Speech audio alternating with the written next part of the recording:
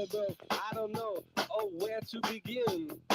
We are North Americans, and for those of you who still think we're from England, we're not. No. We've been on planes and on trains till we think we might die. Far from North America, where the buildings are old, and you might have lots of mimes. I hate the feeling when you're looking at me that way, 'cause we're North Americans, but if we act all shy, it'll make it okay, it makes it go away. I don't know, where to begin, when we're North American, but in the end, make the same mistakes all over again. Come on, North America! We are North American strong. We're from North America.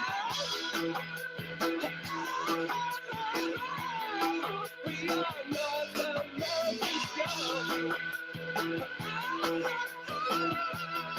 We are North American.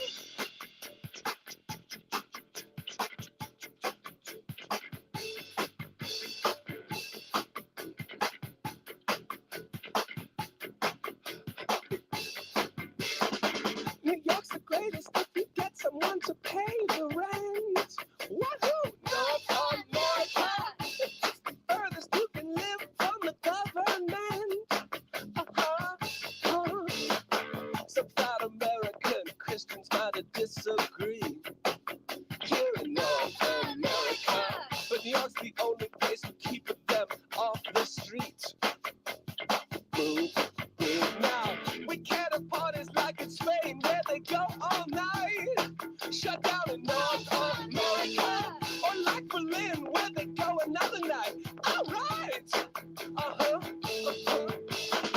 You see, I love this place that I've grown to know. All right, North America. And yeah, I know you wouldn't touch us with a 10-foot pole. 'Cause we're North America. We are North American strong. We are North America. We are North American strong. We are North America. Take me back to Saints Row. North American strong. But we could be an only one who might have been close. North America.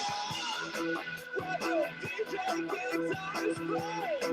Here in North America strong. But don't play like Canadians. Look out, North America.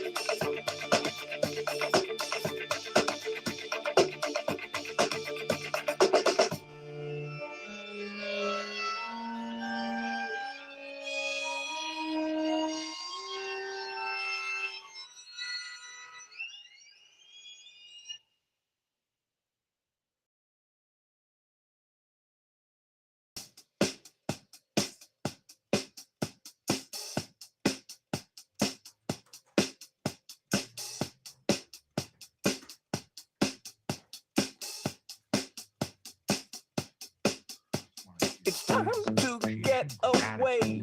It's time to get away from you. It's time to get away. It's time to get away from you. You brought a lot of money, but me, a kitchen tidy tummy. And you make me sleep. I try and try, but you undermine me. And I start to be sensible. You know what I mean? And so it's time to get away. It's time to get away from you. I'm dying to get away. I'm dying to get away.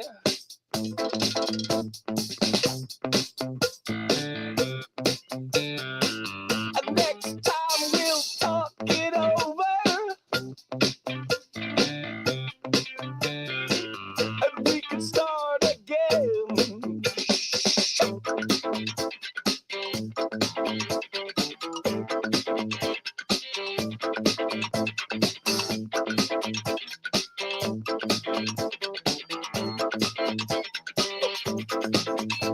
For you,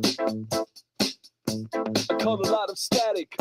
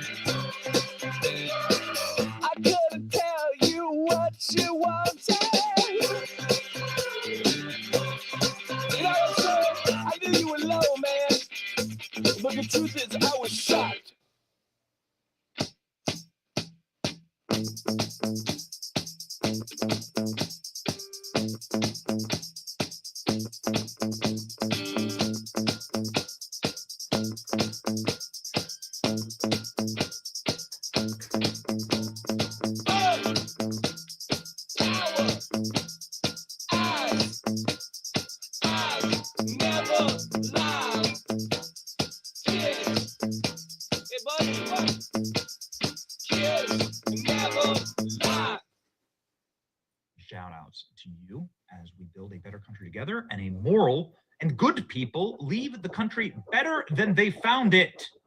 So that's what we're going to do here. That's the great gift. I do live in Florida, and it's a wonderful thing to be able to live in a prosperous place that is safe. And here we are with my family this past weekend. Grumpy 4-year-old who swam way too much at the pool. She is a very good swimmer. All right. That's the point, isn't it? All right. So let's lock and load here. The purpose of my life and the purpose of everything that we're building here is you. The continuation of our value system. I have a feeling that if you're watching this program, you and I share values. And that's the point of parenthood. That's the point of all society. Imagine a society where nobody passed on their value system. That society collapses in a single generation. In fact, that's what every massive collapse of all civilizations do.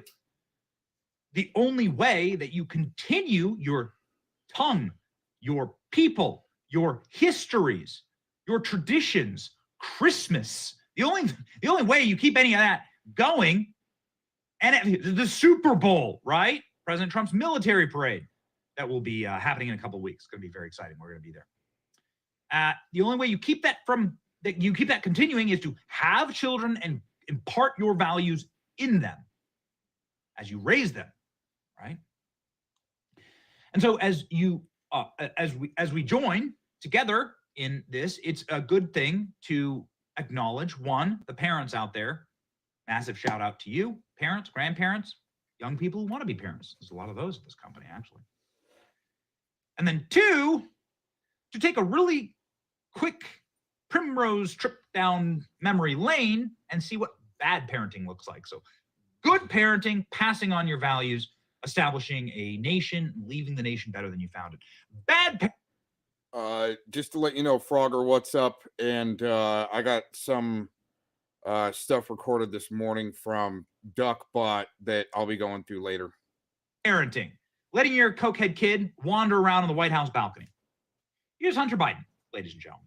Just wobbling around on the White House balcony, sniffing and snorting and tapping his face for no reason other than, well, we assume that Hunter's back on the old nose powder, nose candy. Here we go.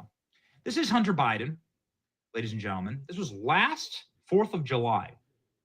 This is what our country was enduring last 4th of July. Hunter Biden packing his nose, acting like a complete lunatic. Look at the other one. This other one's crazy. Like he comes walking out like, whoa, what's going on? What's going on? The other one, Klein, please. Other clip, please. Hey, hi, what's happening?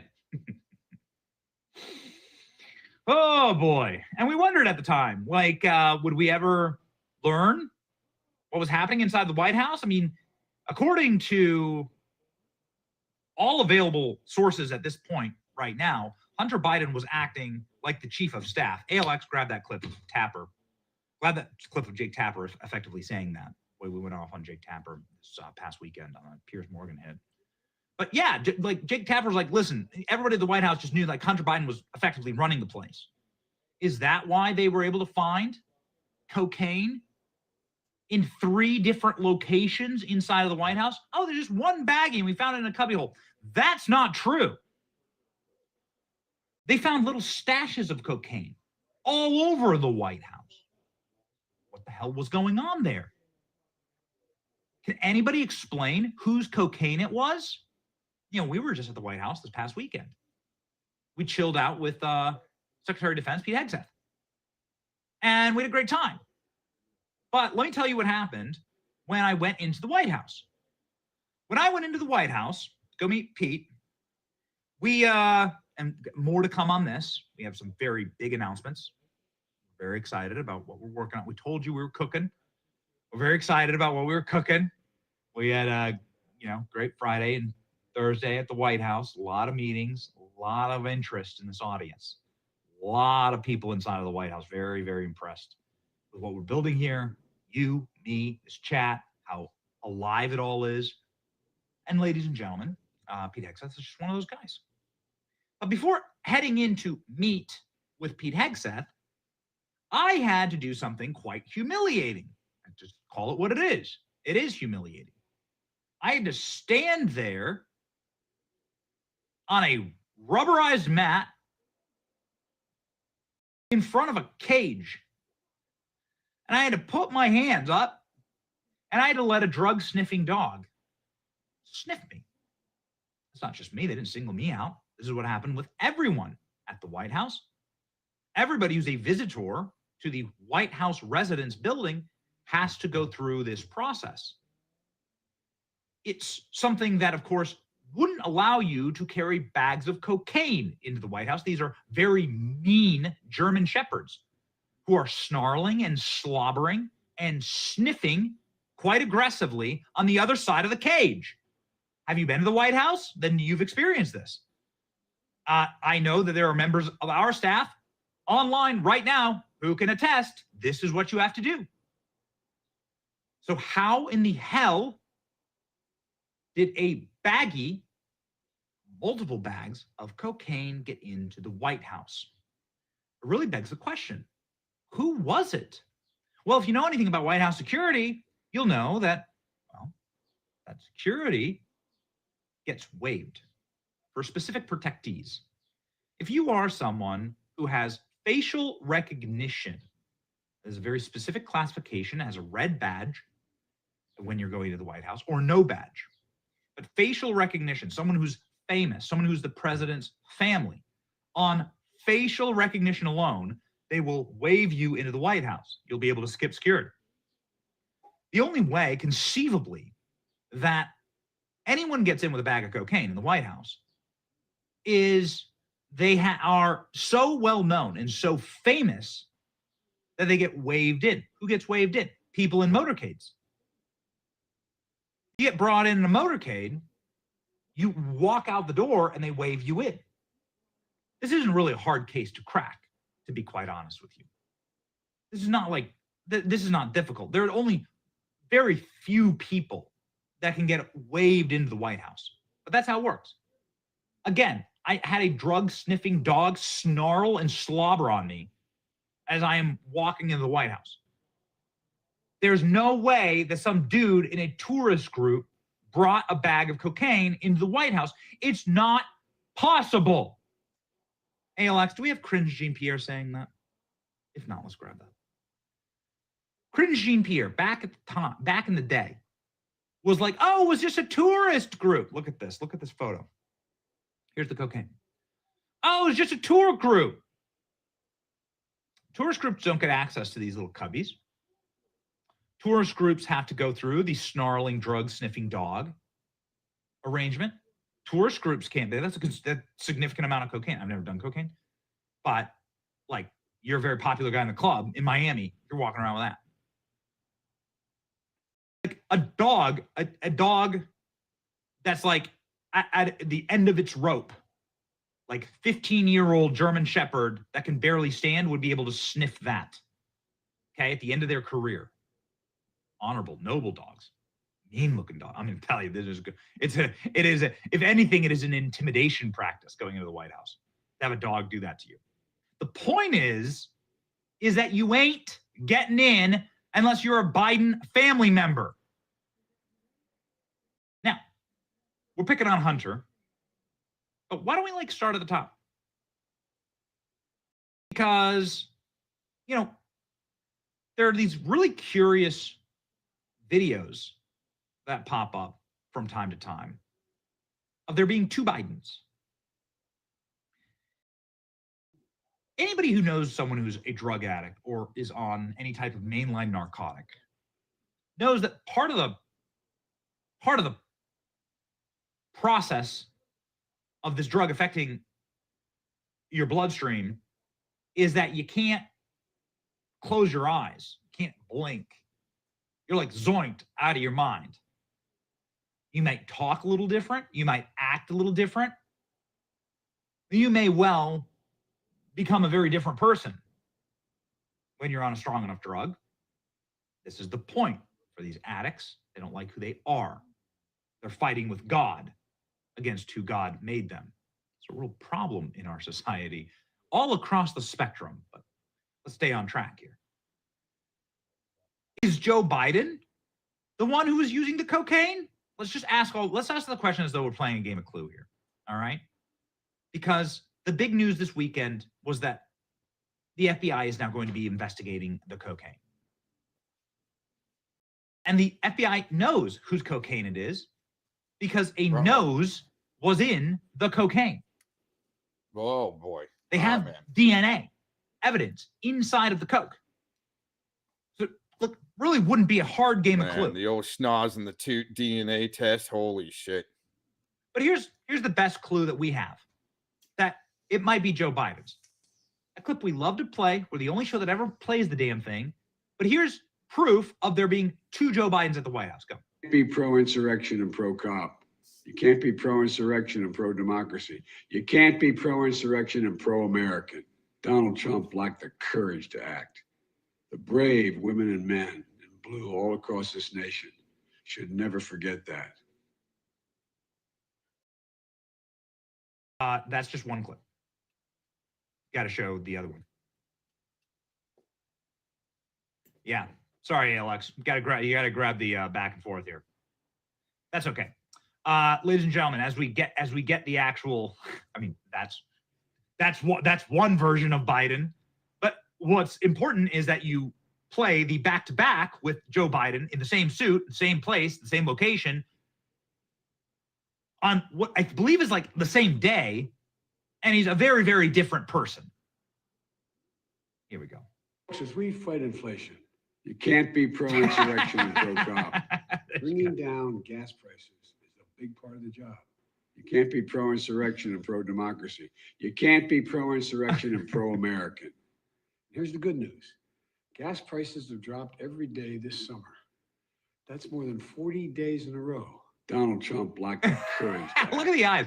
Look at the pupils. You don't even need to hear it. Like, it's a different voice. I mean, what's the explanation here? There are two Joe Bidens. Jake Tapper also says this. There were two Joe Bidens. But, like, you know, I think the better explanation than like a rubber skin suit and there being multiple people playing Joe Biden, which, hey, somebody, you know, I'm happy to entertain that. Show me the evidence. I think the better explanation is that Joe Biden's clearly on something. You feel bad picking on him, I guess, a little bit now because we know that he had terminal cancer at the time. So who knows what the hell the guy was on? Who else could it be? Who else could possibly be the cokehead in the White House?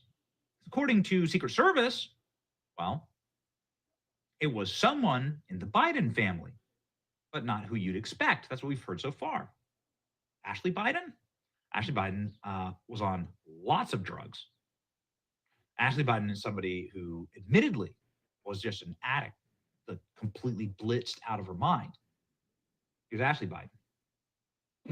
I'm telling you, I'm getting the fuck off, and there's a reason why I'm getting the fuck off, and everyone can either believe it or they cannot believe it. I don't give two fucks. Okay. But I am telling. Mute that. Thank you.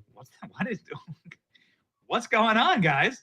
All right. Here's Ashley Biden, like behaving like a complete zoinked out weirdo. Same night, right after this video, they find the cocaine. I guess that's like the crazy girl who had a meltdown on the airplane.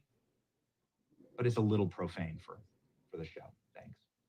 But here's Ashley Biden. You can see her like lurking around, like touching and grabbing and feeling things. And if you're around people who are on mainline narcotics, you know this is something that they do.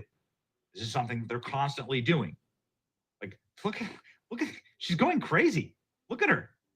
She's going nuts. Like rubbing up her father. Like, look at this. Look at that. That's her hand behind Joe. That's not Jill. This is Ashley. You know, again, something to consider. Gentlemen, as soon as that footage of both Hunter and Ashley like behaving like zoinked out of their freaking minds aired, they found the cocaine. The Bidens left right afterwards for Camp David so that Joe Biden could go do his cancer treatment, no doubt, but they were hiding from the American people. As soon as this was done, they find the cocaine stashed away in bathrooms, under carpets, behind sinks. It's not, read the official report. It's not just in the cubby. And then the White House went into panic mode. I'm telling you, you can, like, there's a lot of moments where like you can see the breakdown, the cracks happening, the fissures inside of the Biden regime. But this is the one I think that like really broke them. They've tried to blame Kamala.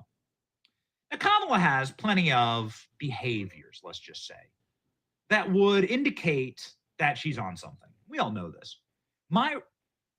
Based on my observations, I would assume the drugs that Kamala is on comes directly from a box of wine, because that's the way that she acts. But Kamala has acted freaking like blitzed out of her mind before. Then he just assumed that she's childless, aunt, wine drunk. The White House decided they were going to blame Kamala and began to leak that this cocaine was found at a place where only the vice president enters. Well, that's unique and not true. And so it obviously fits the bill. It's like, this is par for the course for the Biden White House. But is this the moment where the official Kamala sabotage and breakdown occurred? Remember, at this moment, there hadn't been any debate with Donald Trump. There hadn't been any like Biden dropping out. The real conversation in Washington, D.C. was, is Kamala Harris going to be kicked off the ticket to bring on somebody smarter and more beloved by the American people? And who that person would be, I don't know. But this is what the White House tried to do, throwing Kamala under the bus. Kelly, the big change is where this was found. And it was found, by my observation, in a much more secure place, limited access place than that West Wing reception area. It's still a frequently trafficked place, but it's down near the Situation Room, right off West Executive, down below. And normal people, average people just can't get in there, even with the entry from the Northwest Gate. Well, let me bring you up to date with the reporting that I have. What we have learned is that there are, in fact, 2 West Wing entrances. You know that, I know that, but for the benefit of our audience. And now the investigation has progressed, and so they're saying the West Executive entrance, which, as you noted, is closer to the Situation Room and closer to the Navy mess, where there's the facilities for food and so forth. It is also next to West Executive Drive. That's where, for example, the vice president's vehicle is parked. It just happens. The cocaine happened to be found right where the vice president's vehicle was parked. You see? Kamala, trained, thrown. The official report shows that cocaine baggies were found inside the White House. Here's the best that our production team can do when establishing a clip of like, is Kamala drunk or is she on drugs? Let's have a listen. We debate it out. Have good, vigorous debates. Have a good fight over policy. That's good for democracy. That's drunk. Okay, that's drunk. She's blackout. Okay, she's blitzed, but in a different way. She's not on cocaine. But I don't know. Show me the evidence. They have the evidence. This one's so funny. Here is actually a harvested U-Rosh. We actually do grow it. So this is what it looks like when it comes out our processing bag. Do not touch it. Do not. Like a 4th grader. You have to like demand that she not touch what I assume to be some stupid wind turbine thing. I don't know. Who knows? Who knows? All fake. The point is that it could be many people inside of the Biden White House, and they're protecting the Bidens. What happens next? Well, let's read Bongino's post here, and then we'll analyze it. Thank you for following this account. allowing us to update you about what we're doing at your FBI. A few updates. The director and I have most of our incoming reform teams in place by next week. That's this week. The hiring process can take a bit of time, but we are approaching that finish line. This will help us in doubling down on our reform agenda. Shortly after swearing in, the director and I evaluated a number of cases of potential public corruption, understandably have garnered public interest. We made the decision to either reopen or push additional resources to investigative attention to these cases. These cases are the DC pipe bombing investigation, the cocaine discovery in the prior administration's White House, and the leak of the Supreme Court Dobbs case. All of these are, of course, incredibly important.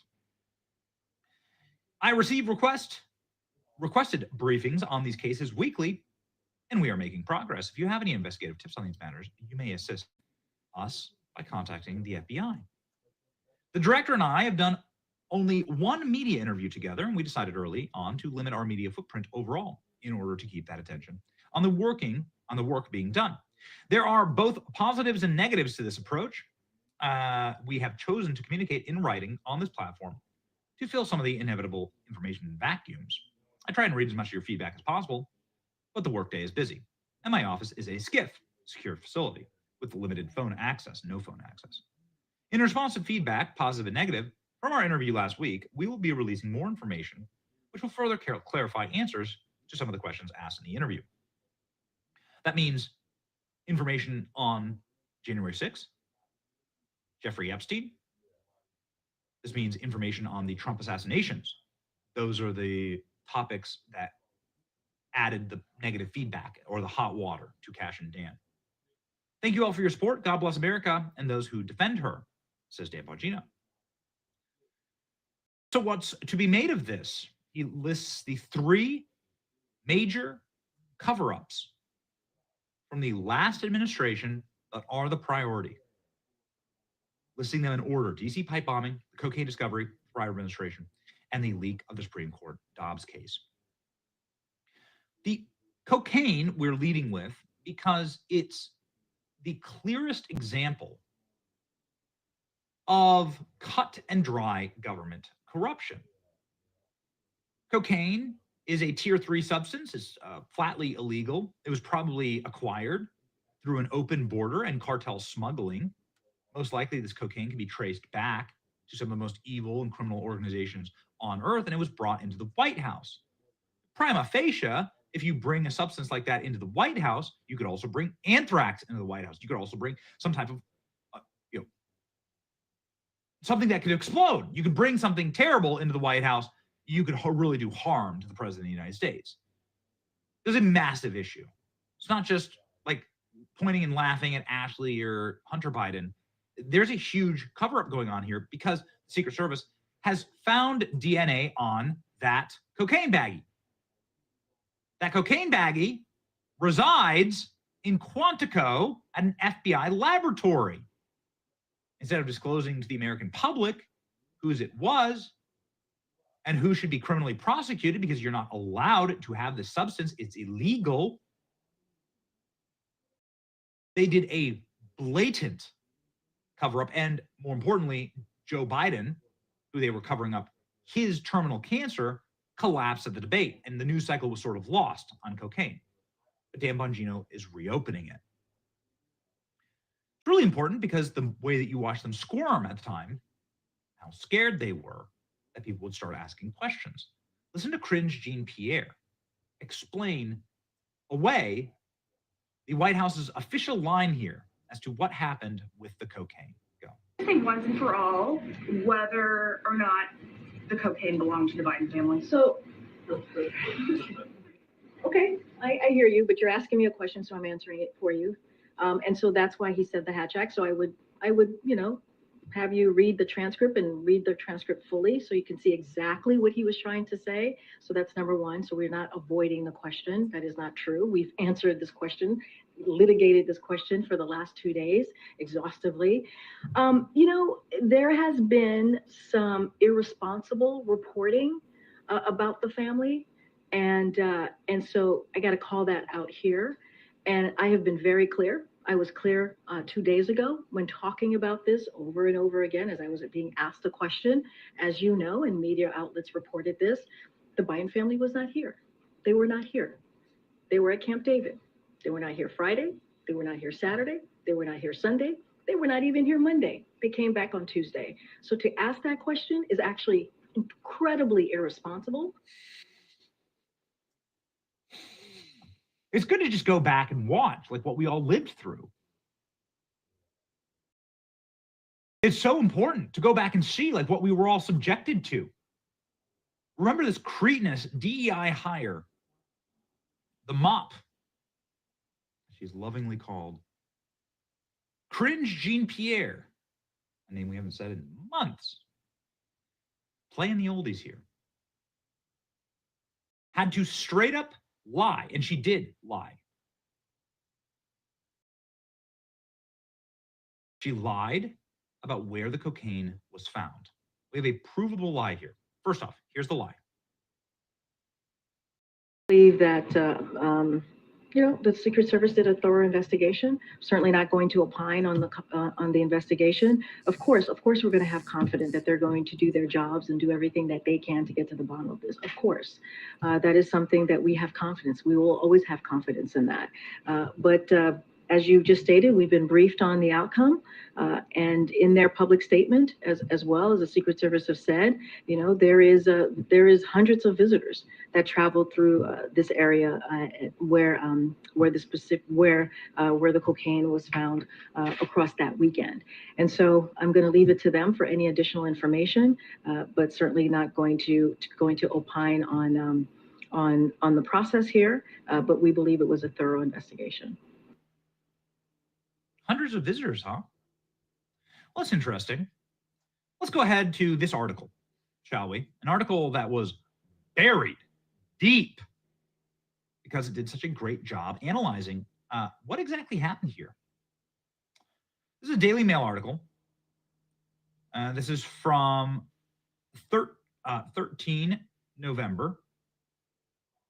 First photos reveal cocaine found in White House. Images of baggie in cubbyhole sparked White House investigation, and culprit has still not been found. So you can see the cocaine there in the White House. But what I find particularly interesting here is the White House cocaine search map that shows the multiple locations where the White House was found.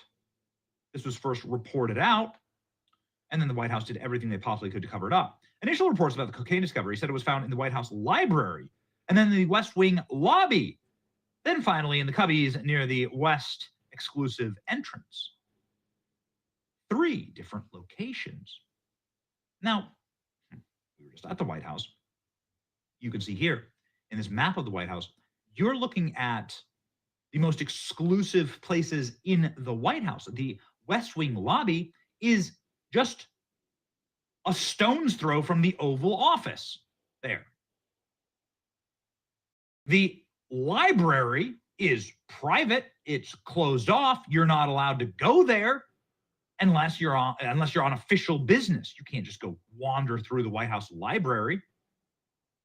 And that executive entrance, as we have described and discussed, is used for people that get waved into the White House, that are on facial recognition. So the FBI has a lot of answering to do, like exactly how was this cocaine? Was it the same cocaine? Does it have the same DNA in it? Was it like you could test and see, is it the exact same bag of cocaine? Was it the same user? Because then that same user wasn't a tourist, as Cringe Jean-Pierre just lied to you there. It was clearly a member of the administration with full access to the White House that virtually nobody has. You can go you can technically work at the White House and you don't have any access to these locations. I just witnessed it myself. There are people with White House badges who go to work every single day inside the White House that can't go wandering into the West Wing lobby anytime they want. The White House library across from the diplomatic reception room. Or that executive entrance, which of course has a guard at the front of it. The executive entrance, there is a massive desk there with an armed guard, member of the Secret Service, who stands there and like checks your bag, checks your credentials, make sure that, I mean, if you're walking to the White House, this is just another hardened entrance. So has anybody explained why they found, like, how they were able to find cocaine in 3 different locations hidden in the White House? They're lying. They're lying to you.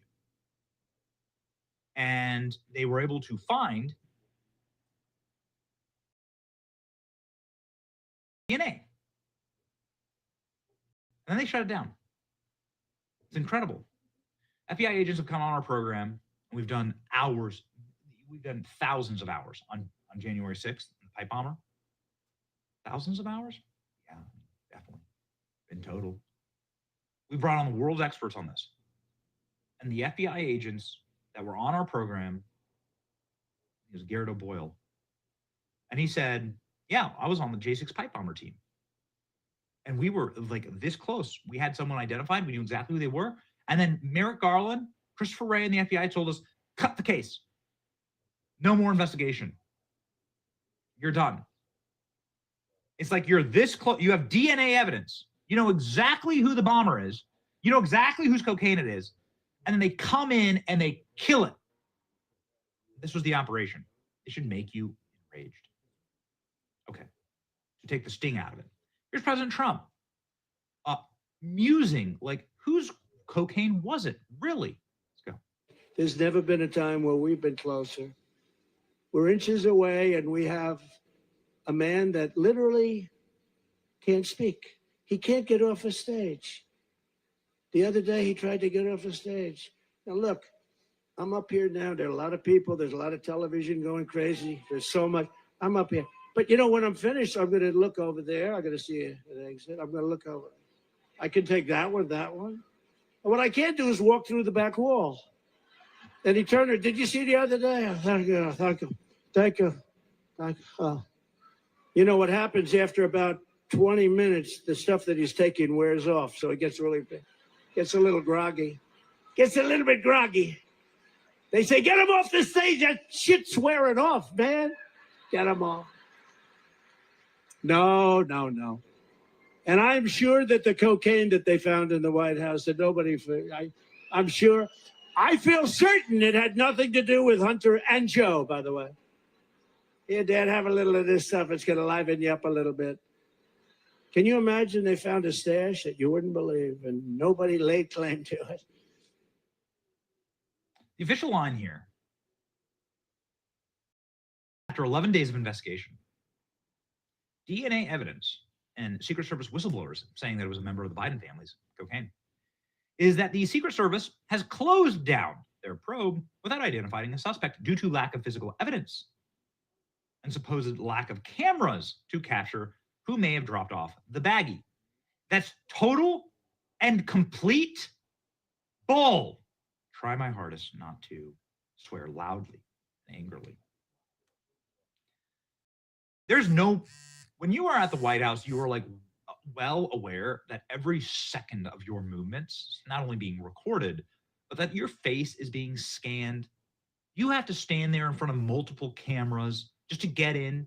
You have to get your face scanned. You have full biometrics, real ID, all of it. There were at least, my wife and I went to the White House. Can you grab Alex, can you grab that photo of me and Kate and Davey Whitaker? So we were there on Thursday in a room with Trump and RFK and like half the cabinet. It's freaking awesome. I'm going to show you this happy little photo of us there sort of on the perch of the east wing of the White House, right? This photo, to take this photo, there were 5 different times when my wife and I had to do a full facial scan, biometric scan, 5 different hardened points of security where our names were checked against a list. Then our IDs were run through a system. This is, of course, before we had to give our full biometrics, where we live, date, birthday, social security number to the White House just ahead of time. This is where the drug sniffing dog had to sniff my newborn. Thankfully, he didn't have any, powdered milk. And of course, you have to go through multiple metal detectors, magnometers. You have to like roll through that. To get to this point in the White House was like a mousetrap maze of security. As I'm recalling it, 5 different hardened points of security, most of them including full scan biometrics. And the official story out of the White House is that a visitor was able to use a secure and locked cubby. Then a visitor was able to go within one room of the West Wing, residence of Joe Biden. Then a visitor was able to go just down the hall from the Oval Office that no visitors are ever allowed to go into.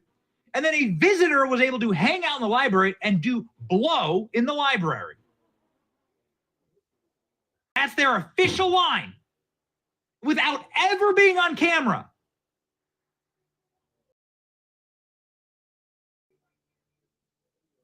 Okay, now, that is a massive cover-up.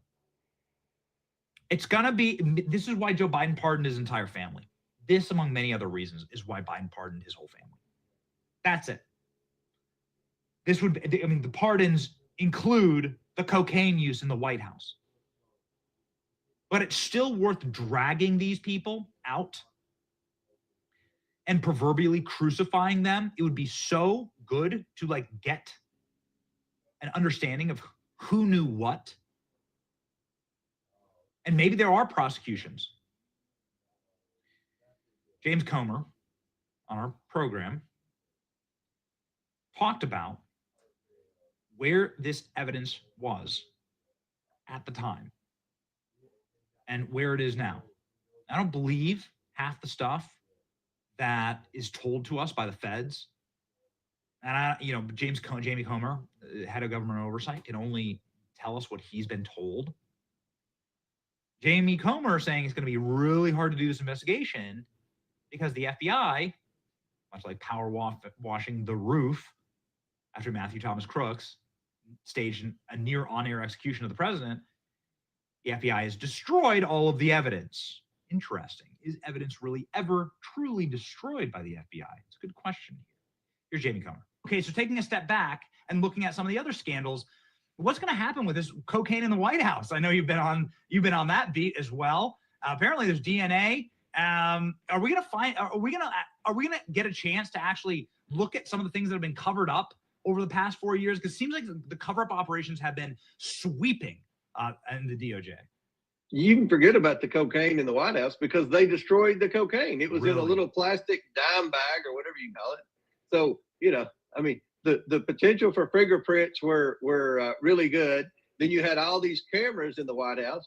Well, somehow it never showed up on any of the cameras, just like it was swept off the cameras or deleted or whatever. There's no camera angle that covered where that cocaine was sitting when it was found.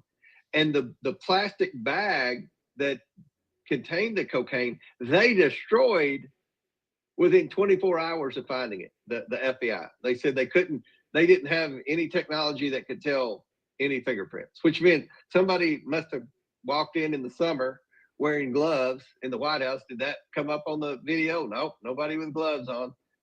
No fingerprints, and we just destroyed the evidence. They've got evidence from 100 years ago in safes and filing cabinets in law enforcement agencies affiliated with the FBI. But this one now, we had to destroy it. They destroyed it in 24 hours. That's going to be a successful cover-up. So who's lying? James Comer or Dan Bongino? Who's lying here? If Dan Bongino is teasing this out, and Dan Bongino, full disclosure, as we've said many times, Dan Bongino is like a mentor to me. He's been really sound as somebody to assist in building what we're creating here. He's somebody who he's an honorable man, is what he is. Why would Dan Bongino tease this if there was nothing there? If it was all over? Why would he tell this to the American people if it was just going to be a massive failure? I don't buy it. But I'll tell you my take on all of this because I know it's going to get me in trouble. And here's like, they destroyed the footage. Well, we've actually seen them do this. It's J6 pipe bomber. You can see that they actually slowed down the J6 pipe bomber security footage. You can see that they tampered with the evidence. They tampered with the actual footage of the pipe bomber. So this is definitely on brand. What's my take as this plays beside? My take is this. I'm willing to believe that Jeffrey Epstein killed himself. I'll have to see the evidence. I think it's far more likely that somebody killed him. Maybe Jeffrey Epstein paid someone to kill him. But you don't snap your own neck falling from a bunk bed with tissue paper around your neck from 4 feet. It just doesn't happen. So there's something else there. I'm willing to entertain that there was no greater conspiracy with the Trump assassinations. That's the contention of Cash and Dan. But what's going to happen is that we are going to have to apply pressure and get those files released. And that will be a good thing. Right now, Cash and Dan have access to stuff that we don't, obviously, by design. But that shouldn't be forever. Let it out. We've all seen wartime footage. We've all seen footage from Ukraine front lines, October 7th. There's gory and horrific footage all over the internet constantly. We're adults. We can take it. Release it. Let's see it all. The ugliness, the scars, all of it. I don't believe that we're being lied to, and I don't believe they're setting themselves up. They're not stupid. They're not setting themselves up for failure, to be dragged and humiliated. They're digging in. There's more here. Since we've done so many hours on the pipe bomber, and since we haven't talked about the cocaine in the White House, we decided to lead with that. The Dobbs decision also should be cut and dry. There are not that many people who work at the Supreme Court. There are like a handful of people who work at the Supreme Court. The individuals who leaked that to the reporter, it's very simple. You subpoena those emails, you subpoena those records. It's going to be very obvious to see who leaked that document. And the purpose of that would be what? To get a Supreme Court justice killed. It was deadly serious. That was in summer 22. Is that correct? Yes. They also couldn't figure that one out. Couldn't crack the case. So all of this is very important. Why would Dan Bongino tease all of this if he had nothing? If they had nothing? They wouldn't do it. It's bad politics.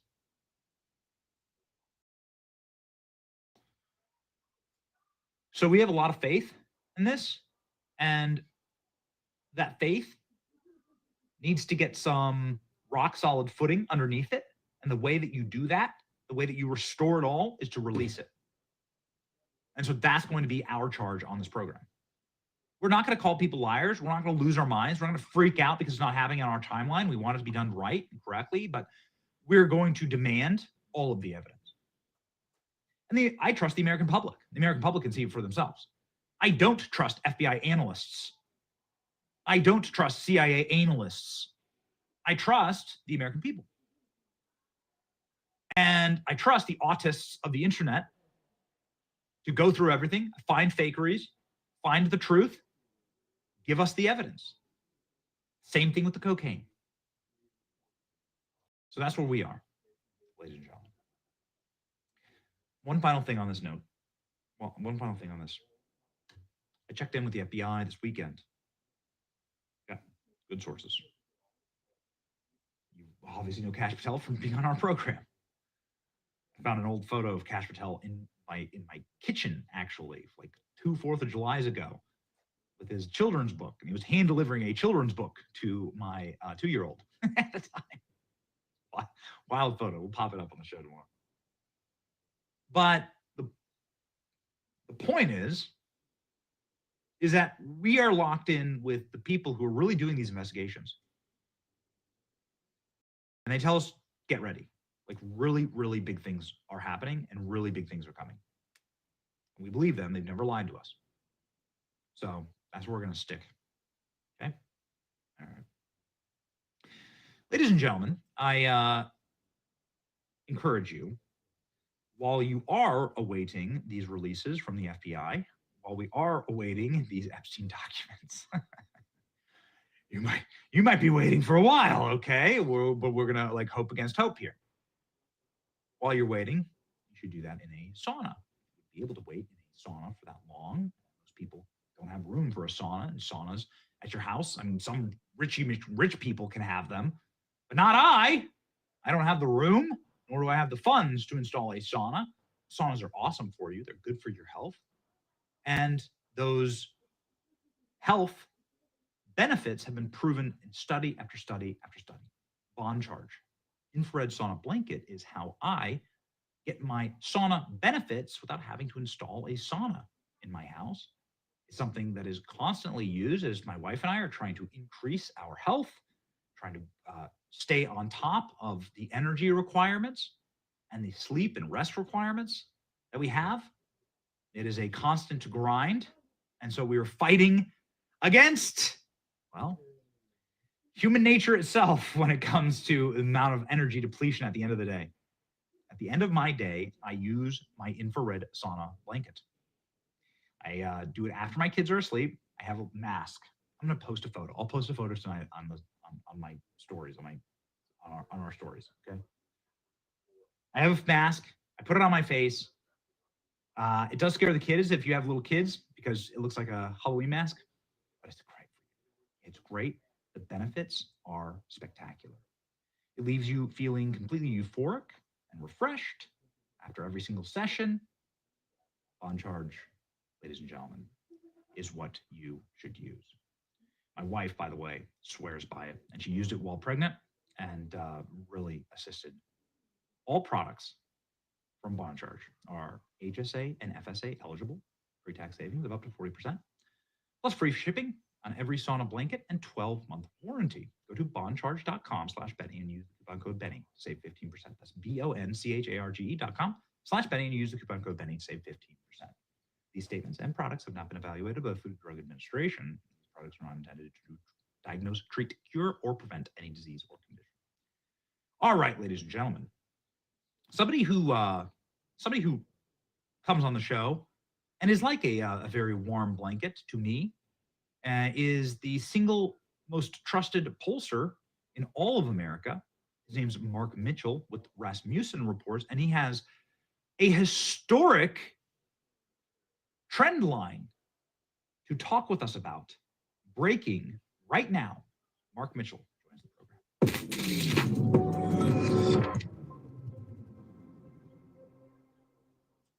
Mark, top of the morning to you. I drink coffee. I don't do cocaine. I don't know what, gets you going in the morning.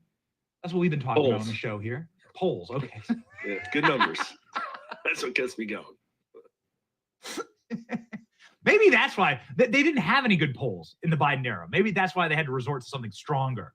But Mark, you have news for us this morning. The floor is yours. I said this a couple weeks ago. I said, I never thought we would see it. We've been polling since 2006. Every day, we've been asking presidential job approval, and we've been asking right direction and wrong track. Donald Trump's doing pretty well from a presidential approval perspective, considering the Biden administration. But the right direction number has been the sleeper hit. It's been setting records left and right. Only now in Trump 2.0 was the very first time we ever had more people who say the country was on the right direction than on the right track. And there is this stunner from this morning. And this is not some like single nightly overnight number. This is 5 nights. This is about 2,000 US likely voters. So it is a very big and very accurate poll. And for the first time in our polling history, a majority of the electorate says the country's headed in the right direction. Absolutely stunning. Net +5. Never seen anything like that. I'm sorry, I have to stop you there. Mark, this is the first time ever in Rasmussen's polling? Going back to 2006. The highest we had ever seen before Trump 2.0 was, I believe, 47%, tied 47% right direction, wrong track, net +0. But in the Trump administration, we broke net +0. We had net +1. We had net +4 last week, and here it is at net +5, and we've never had a 50 handle, ever. Period. going all the way back through the beginning of the Obama administration, going all the way back through Trump 1. Trump 1 had some high numbers. He set a lot of records back then too, 6 or 7 consecutive weeks above 42. We're at like 17 now. So, I mean, this is just something. Listen, I'm a public opinion aficionado. I'm a pollster. I want voters to get more of what they voted for. And this looks like the report card for that. It looks like they're getting what they voted for. So the way to interpret these numbers is that you never see numbers this high over the last 20 years, let's say, of presidents, like since the year 2000. We've never seen anything above 50%. We've never seen anything near that. We personally don't have numbers going all the way back through the beginning of Bush. I'm sure there were probably some periods prior to 9/11 where the number was pretty high. I think everybody was pretty jazzed at the end of Clinton 2.0 because of the surplus and because the economy was doing really well. But really, in the modern political era, you just don't see high numbers at all. Now, a lot of that's a great financial crisis. A lot of that is the concentration of wealth at the top and all of the tyranny that we've seen over the last years. It's been increasingly worse and worse. And I mean, this tracks with every other thing. But the reason it's so important, it's because we ask it a lot. Everybody asks it, and it's impossible to ignore. These numbers, and listen, some of the other people in the industry are certainly sandbagging their numbers, but if you go look at the Real Clear Politics number, the industry aggregate of right direction, wrong track, not presidential approval, they're actually only about 1 point away from the high that they had back at the beginning of the Biden administration, which I didn't see, right? But they're almost going back to the best that they've ever seen since the beginning of Obama as well. So even the industry says that things are going really, really well, but you should probably take it from the only pollster that can actually poll Trump supporters. And yeah, this is unprecedented. So the way to interpret this is, and I think we have like the full, I think this is the aggregate here on Real Clear polling. It's wild. Even the aggregate here is showing this massive spike for Trump in the right direction. And you're saying that your polling shows them tipping that scale. Yeah, my black line crosses the red line. And you'll see in the industry that never happened either in all of their data. This goes all the way back to what looks like 2008 or before. And so Donald Trump has done it. He's flipped the country into saying we're on the right direction. So does this mean just Trump voters are saying we're on the right direction? Or is Trump bringing people across the line to say, hey, maybe I didn't vote for Trump, but I'm actually really like his job that he's doing? Yeah, I mean, everybody, right? Like I have the breakdowns here. There's always going to be some Republicans who say the country's going in the wrong direction, and it's because they're financially not very well off or because their family's falling, whatever personal reasons they have. But right track for GOP, 75%. That's really high. The really good one is for independents. It's 45%. Independents usually are in the low 20s or 30s for most of Biden's administration. We even have 31% of Democrats say the country's headed on the right track. And it's kind of a weird situation where you look at some of these other pollsters, again, your Ipsoses, your Reuters, all the people we've talked about on your show, and you're seeing with them still like 90% Democrat support among Democrats. But listen, Trump is the guy that got like all of these union people to come out and support him. He got all of these blue voters in the Rust Belt. And so I think my numbers reflect what reality really is. And it's just been wild how high his approval rating is and how high these numbers are. And even 30 to 39-year-olds have been off the chart, super conservative. And black approval has been really high, and it's down a lot lower than it's been. And it's still 34% black approval for Trump, 39% right track. That's crazy for, again, a racial block of voters that have voted 94% Democrat in the past. Men are off the charts, loving what they're seeing. 58% approve to 41% disapprove. 57% of men say country's on the right track. It's only 44% of women. So the gender divide has been growing, but yeah, wild stuff. So Trump is doing excellent with men. And if you compare this to the Joe Biden numbers, and I know that you've posted this about a week ago, the Joe Biden job approval numbers were just in a state of collapse throughout the entire presidency. Is that correct? reading of this data? I mean, this is what horrifying presidential approval looks like. And again, what we're looking at isn't Rasmussen numbers here. It's the industry numbers. And look, he was underwater essentially 15 points on average, according to the industry, his entire time. The industry says Trump's underwater maybe a point. And they freaked out like back in the end of April and beginning of May when the entire industry, and again, we talked about it, there was an information op to try and tank Trump's numbers for the 100-day mark, but they got down to 7.5 in the Real Clear Politics presidential approval aggregate. And look at Biden just cruising on through at like -15. Jeez. Blew out to -20 a couple times. I mean, just horrifying. And so they weren't running wall-to-wall stories about Biden's approval rating. We all know. I mean, we all know what it is. But it's stunning when you see it like this displayed on a chart. They ran this guy. They ran this guy. They tried to run this guy. They tried to run this guy with terminal cancer, which is like a human rights violation in my personal opinion. It's like, why, you know, what? Like, first off, how depressing and pathetic is the party that's the best that they have, and then two, you know, somebody should be fully criminally investigated for this. It's the clear-cut case of elder abuse. Here's what Mark posted before President Trump made this historic feat of flipping the approval ratings. Like, here we go. Here's how close that it's gone. Now that was Biden. Right here, Yeah. that massive slump was Biden. The wrong direction is red, right direction is black. So this is the Biden years, right here, these slumps. So Donald Trump is now cranking that thing at a much faster and much higher intensity than he did in his first term, because he got very close in his first term. Is that what you're saying here?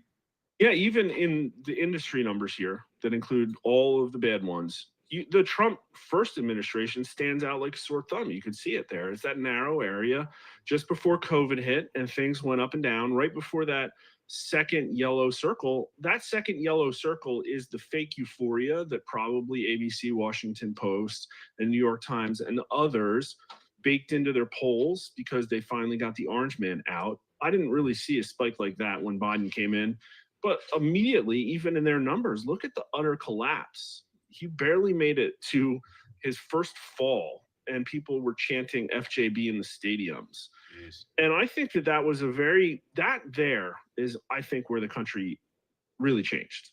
I mean, he did convince a lot of political normies who were watching MSNBC in their masks to come out and vote for the very first time. We know about the 2020 election irregularities and all of the mail-in ballots and all that stuff, but a lot of people did vote for Joe Biden. A lot of people bought into that the adults in the room would come back and cure us all from the chaos of Trump, the artificial chaos, we know. And they were completely let down in a horrifying way. They had Afghanistan, right? They had the Department of Justice weaponized like within the first year. They had the Inflation Reduction Act blowing prices through the roof. So they trusted in government to solve this problem for them, and the government failed. And you can see it right there on the chart. And that's why Trump's in office again. And now the country's like, oh, okay, cool. It's working. So this is the first time. I mean, where are we going from here? And Donald Trump has already suffered some pretty much everything that they could possibly throw at him, the kitchen sink. I mean, I don't want to I don't want to hope too much here, but it does seem like there's a barrage of bad press, and it just isn't working anymore, Mark. So where's Trump headed? We're going to see 60% like right track? This is like he did well on his freshman midterms, okay? And we still got a lot more of this administration to go. And the report card is good.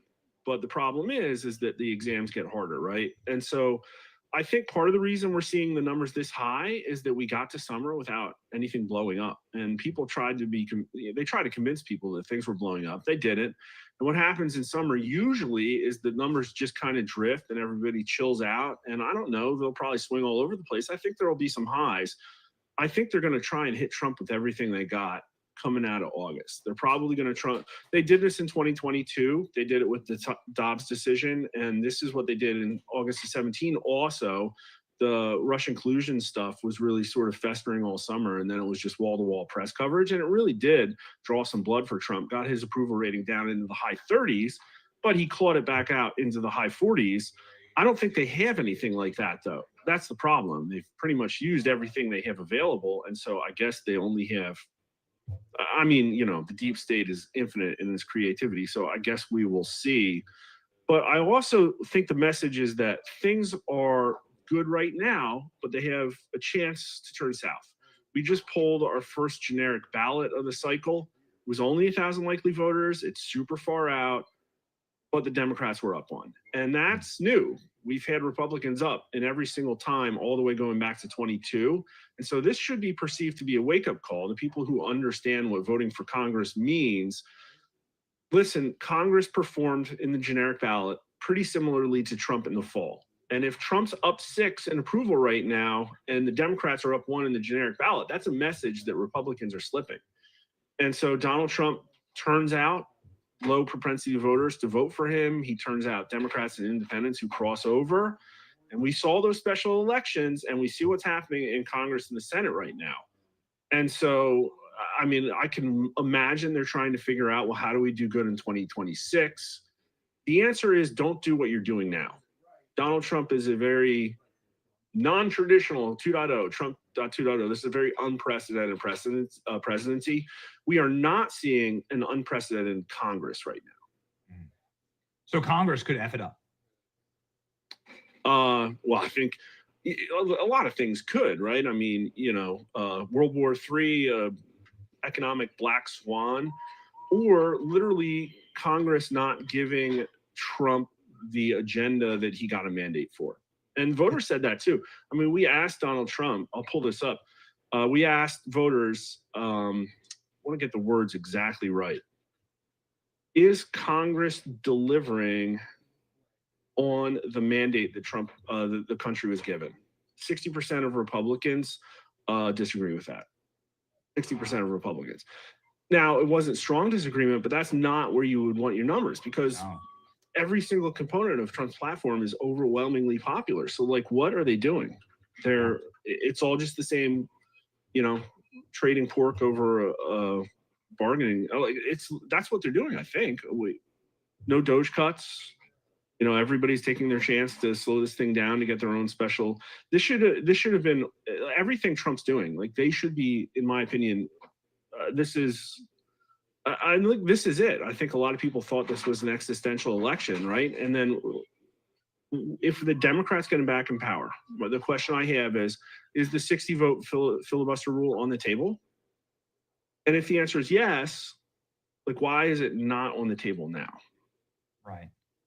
So Republicans never have the will to power. They never have the capacity to unite the way the Democrats do and to push. This is why they're even the far outliers, right? Like Joe Manchin, like are such extreme cases because they're a Democrat who like dares to buck the party like 2% of the time, whereas Republicans, it's like 50% of the time.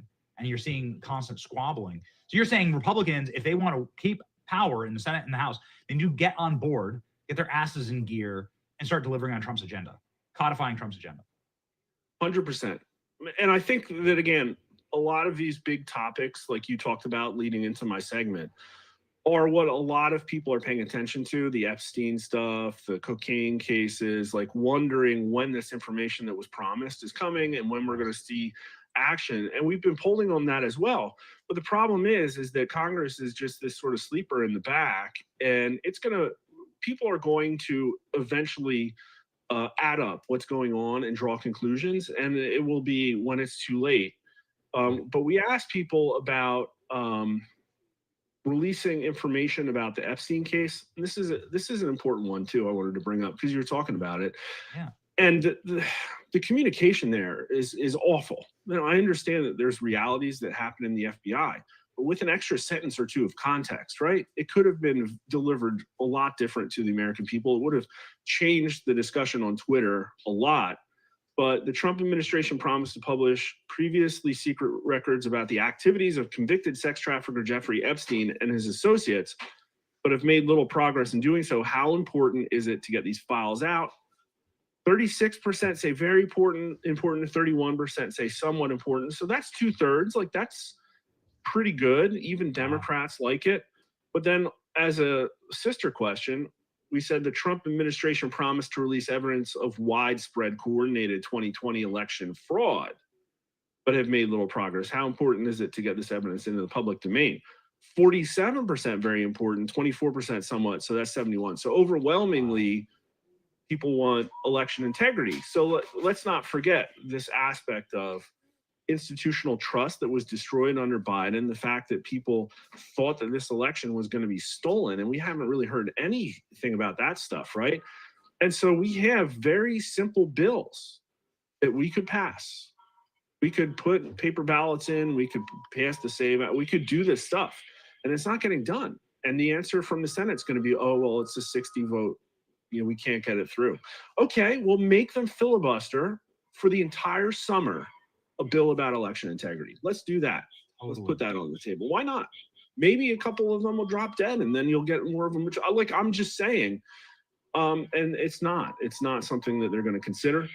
And you know that's what the Democrats do. They're very good at the obstruction game. The Republicans, they get in this position. So just total and complete weakness. So, okay, like, listen, if you were going to ride a horse through 2026, final question here, like, where would you rather be right now? And I want to preface this by saying I was howling at the New York Times report on Democrats trying to win young men.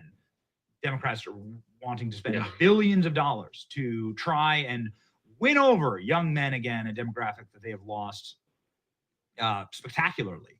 What's your take on that, Mark?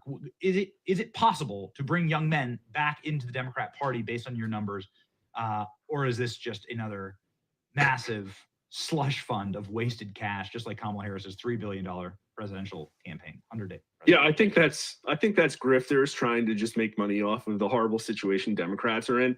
And let's not forget, I mean, among men, 57% say right track, 58% say approve of Trump. Good luck. You're not going to win people away from that. Men like what they're seeing. Mike Cernovich put out a really, really good tweet about how the ambush that Trump did to the leader of South Africa reflected a masculine energy shift in this nation. And it's going to, those kinds of things very heavily signal the type of leadership that is expected in the cultural norms. I think that's important. Listen, here's the thing about the Democrats. I would rather be in the Republican shoes, obviously, but the problem is it's like they have a very good opportunity now. They've built trust and they're squandering it. The Democrats, listen, those Democrat voters didn't disappear. Some of them aren't answering polls. Some of them are less political than they were in the COVID era. Some of them are reconsidering themselves. Some of them probably checked into mental health facilities. I don't know. But they're still there and they're still going to vote. And the problem is Republicans do have a low propensity voter problem. It's not very inspiring to vote for an established Republican figure. And that's what often gets run is these squishy moderates in, purple states. So that's a problem for them that they're going to have to figure out how to overcome. Now, on the flip side, 2028 is shaping up to be a clown show for the Democrats. I mean, this is just slow motion train wreck. I don't know. I mean, it looks like it's going to be AOC, and then they're going to have to pull some game to get her out. That's what it looks like, where it's going. Or they're going to run Kamala Harris again. So you have an AOC Kamala Harris ticket. And then this is the ticket that they're going to win back men with. They're going to say, please vote AOC Kamala Harris. Kamala Harris AOC. Well, Bernie will stump for him. Don't forget that. You can have an octogenarian on the stump for him. You're going to be nearly 90 years old. Bernie's 85. I mean, nearly 90 years old. Wild. Okay, yeah, what a complete and total clown show. All right, well, that's history. Mark, you've been predicting it. You're the only man who predicted that Trump would win the popular vote. You were laughed out of the room. You did it on this show many times, and damn it, man, you were right. You've been saying Trump would pass this milestone, and you were right. Mark, we're thankful for the crystal ball that you have to predict the future here, and it's often positive news, and we're thankful for that. Yeah, the good news is great. Thanks for helping me get the word out. We're going to do a lot more of it. See everybody there. Look at him up. Look at Mark up past 100, blowing past at 105,000 subs. Everyone go follow Mark Mitchell, the best pollster in America. Godspeed, man. Thanks, Benny. Ladies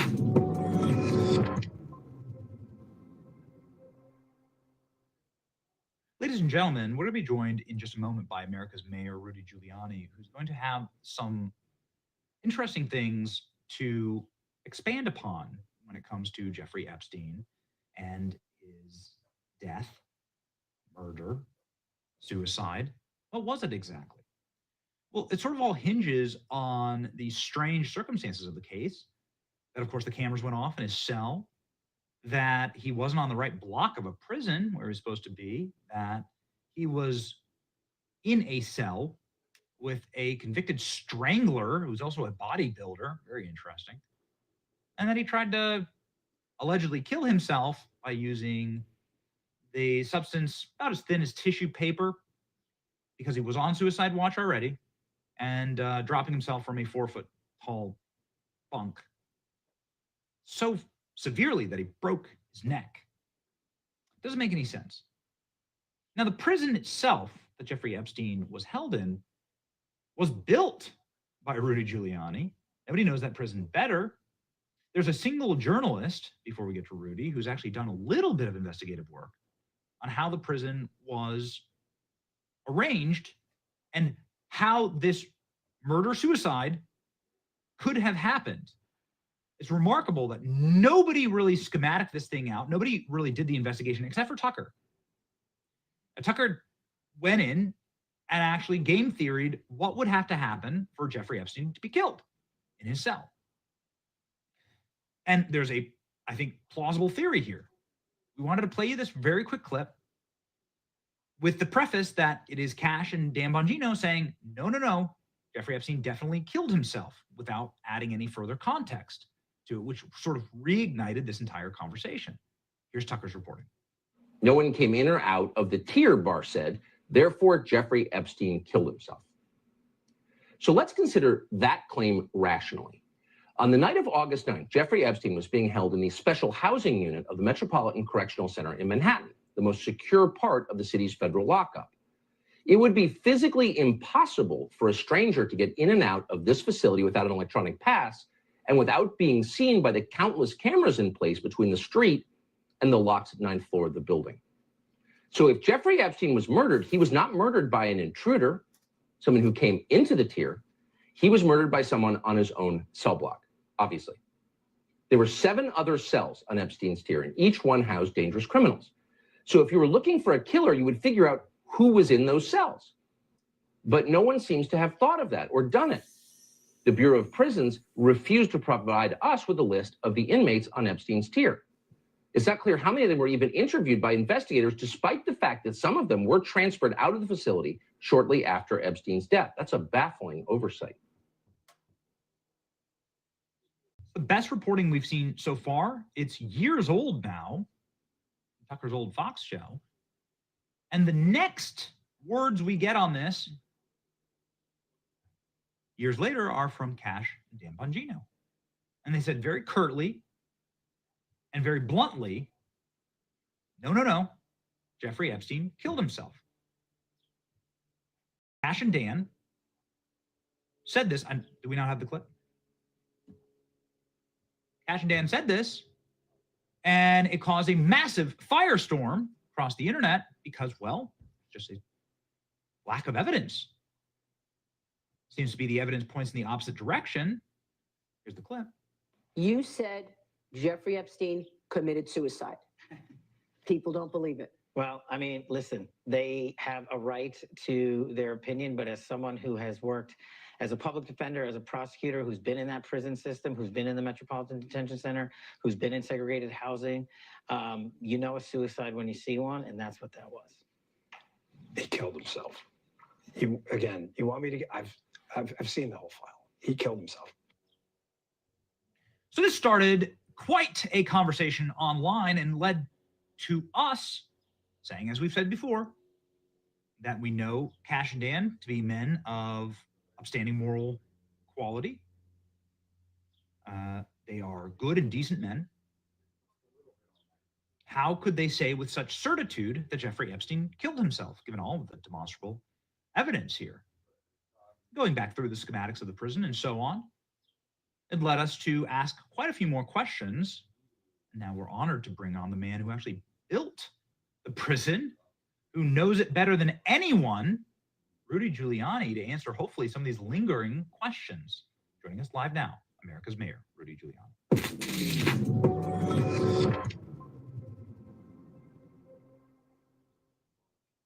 Rudy, welcome back to the program. Oh, Ben, it's great to be back, Benny. I was just telling your people, you and your family, the pictures are great. I love the pictures of your family. I love it. Well, we're Beautiful thankful. Thank you, Mr. Mayor. I wish we had more of a family-friendly topic to talk about. Happy to do that on any other show. Yeah. You made a lot of news by saying to Steve Bannon the other day, "Yo, listen, I don't believe any of this. I built that prison. I have major lingering questions." Now, it's the contention of Bungie and Cash that Jeffrey Epstein killed himself. They haven't presented any new evidence to that effect. But given the fact that you know this prison better than any human being alive, the floor is yours. What's your take on these claims? I have the same respect for both those men that you do. They're both personal friends, and they have more evidence than I have. So I'm going to say this with that caveat, okay? But I'll just tell you what's available to me, my own analysis of it. I just find it hard to believe. I find the set of circumstances, if you were to ask me, let's put them aside for a moment, their opinion. If you were to ask me just on the evidence that I have, nobody's actually put out all the evidence. And what I know of that prison, it's highly unlikely that somebody could commit suicide. It's a small prison to start with. It's not, the ones being used now is the Brooklyn Detention Center. That's probably 3 times the size. So therefore, it's an easier prison to guard people. And if you have a super important prisoner like that, and as far as I can tell, he was the only one in that category in there at the time. I know what happens when you put a prisoner like that there, because I put plenty in there, including occasionally terrorists. One of the reasons we were hit, I always believed on September 11th, is we had this major Al-Qaeda trial going on. And there was a real focus on New York by Al-Qaeda. And we had to take care of those terrorists in that place occasionally. And we'd have to do special arrangements for them. But if you wanted to watch them, you could have watched them 24 hours a day. It makes no sense that the cameras were out. The guard station would alert you to that. Well, think about it. You've been in facilities like that, I'm sure. There's a guy sitting there, and he's got a bunch of television cameras in front of him, right?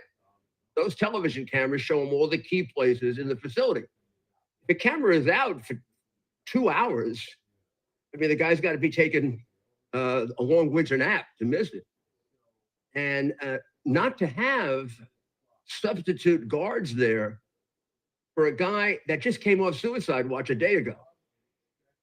Why did you take him off suicide watch? The circumstances hadn't changed. So, I mean, what do I, to be fair, what I have are questions that all lead to, which you would call circumstantial evidence that it was not a suicide. It's also a fairly low prison. I don't know exactly which cell he was in, but some of the cells there are, I assume he was in one that was fairly tall. But if he was in one of the shorter prisons, the actual act of hanging yourself would be really hard. You'd have to have some help. In general, hanging yourself is not that easy in a small confined space. So I could come up with maybe. Holy crap. Is that Rudy Giuliani there talking about his own prison? Wow. Okay. All right. 3 or 4 others. I think it argues for, you got to put it all out. Maybe there are things you and I don't know that make it definitive that it was a suicide. I don't know. I don't know what those would be. So how can I just back off my opinion because 2 people I respect tell me that? At the same time, I'd be less than honest if I said those questions weren't answered. No one's explained to me why the cameras weren't working. No one's explained to me why that wasn't alert. Wasn't an alert of some kind in the guard room.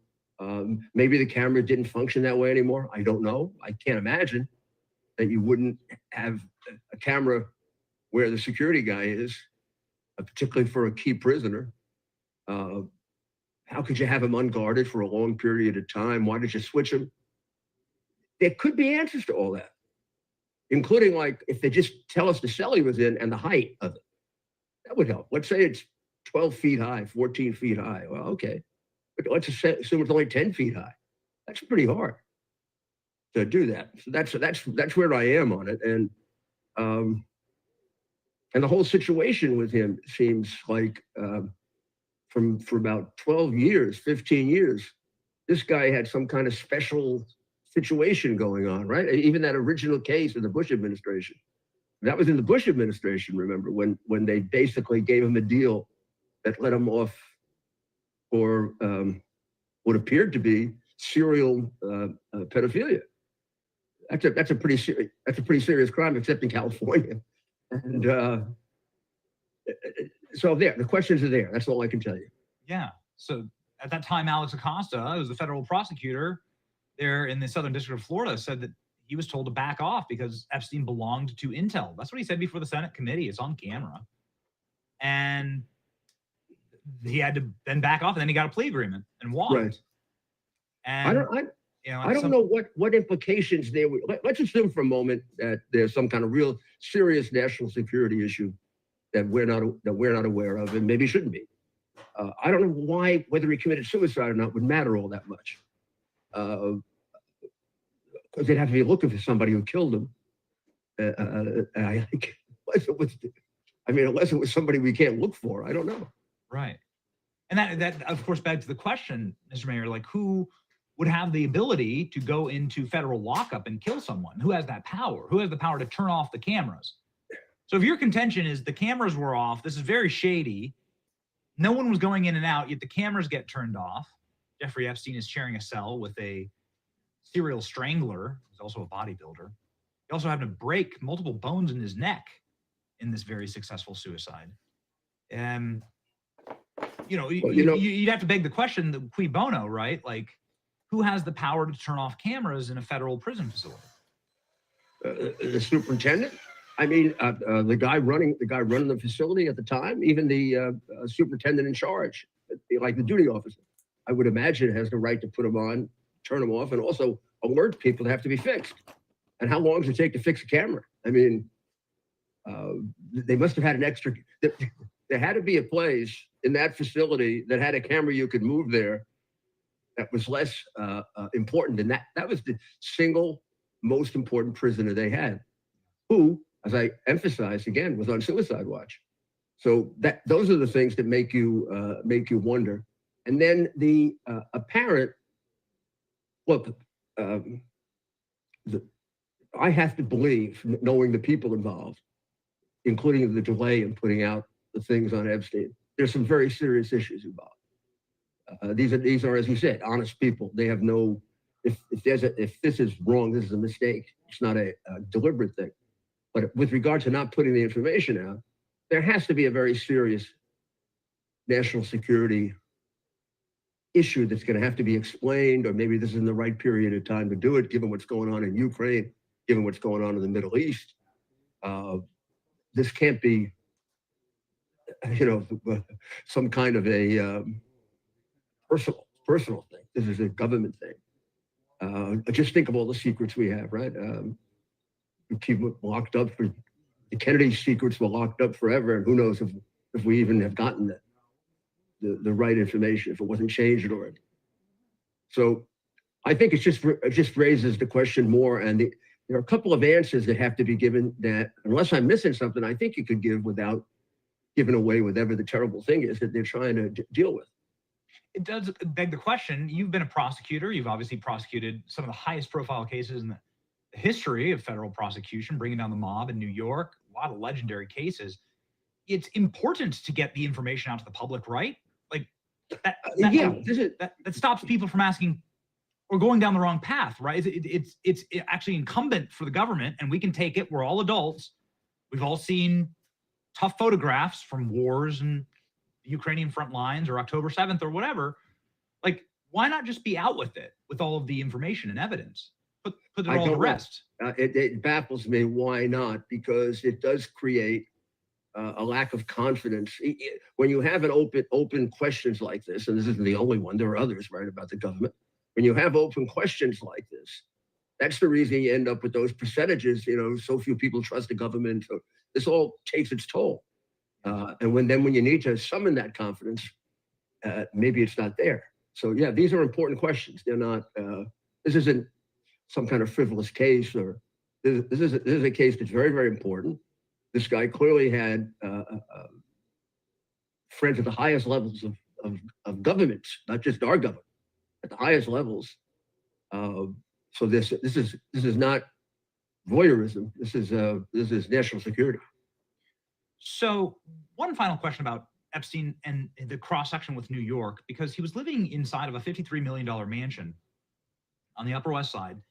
And this was a mansion that had the famous Bill Clinton painting in a blue dress sitting in the Oval Office.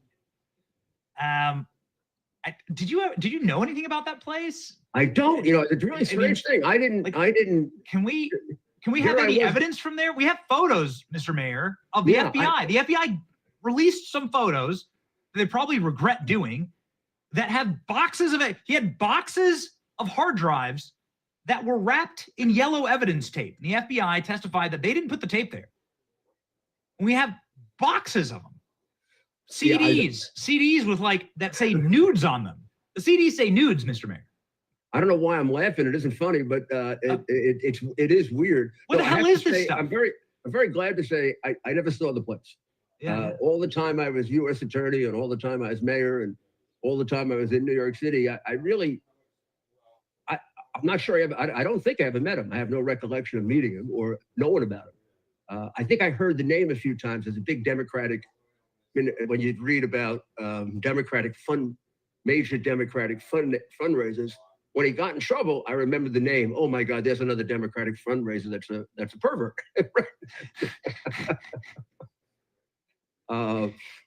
Maybe I have a little bit of a biased view of it, but you tend to look at those things.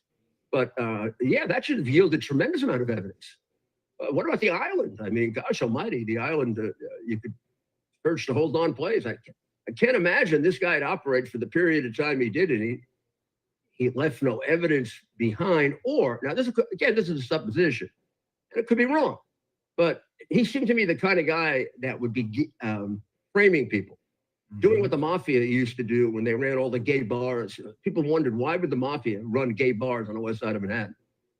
Because judges would go in there, and politicians would go in there, and important business people would go in there. Snap, they'd take a picture, and like you remember in The Godfather, when the senator got in trouble, they can walk in and they can fix things for you. We'll go see the judge. His wife's not going to like to see this picture. I'm sure this guy did that. I'm sure he had plenty of evidence on the people that could help protect him. So maybe I'm wrong. But if that's a logical assumption, right? And the way you investigate, Benny, is you take logical assumptions, and that's your circumstantial evidence, and then you go answer them.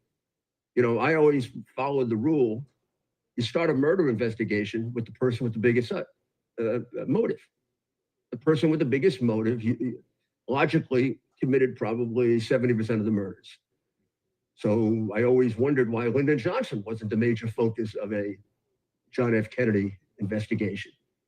I can't think of anyone, including the mafia, was going to go on whether or not Kennedy was president or not. The Soviets, they had a motive to kill every American president.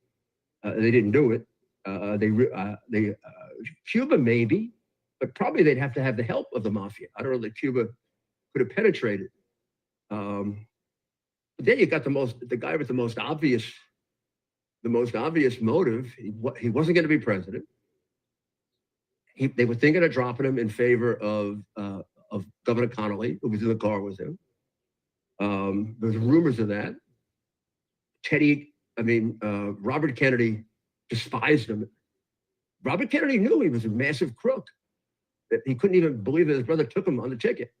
The guy used to give out cash on the floor of the Senate. And Robert always appeared to me to be the more judgmental of the two in the right way.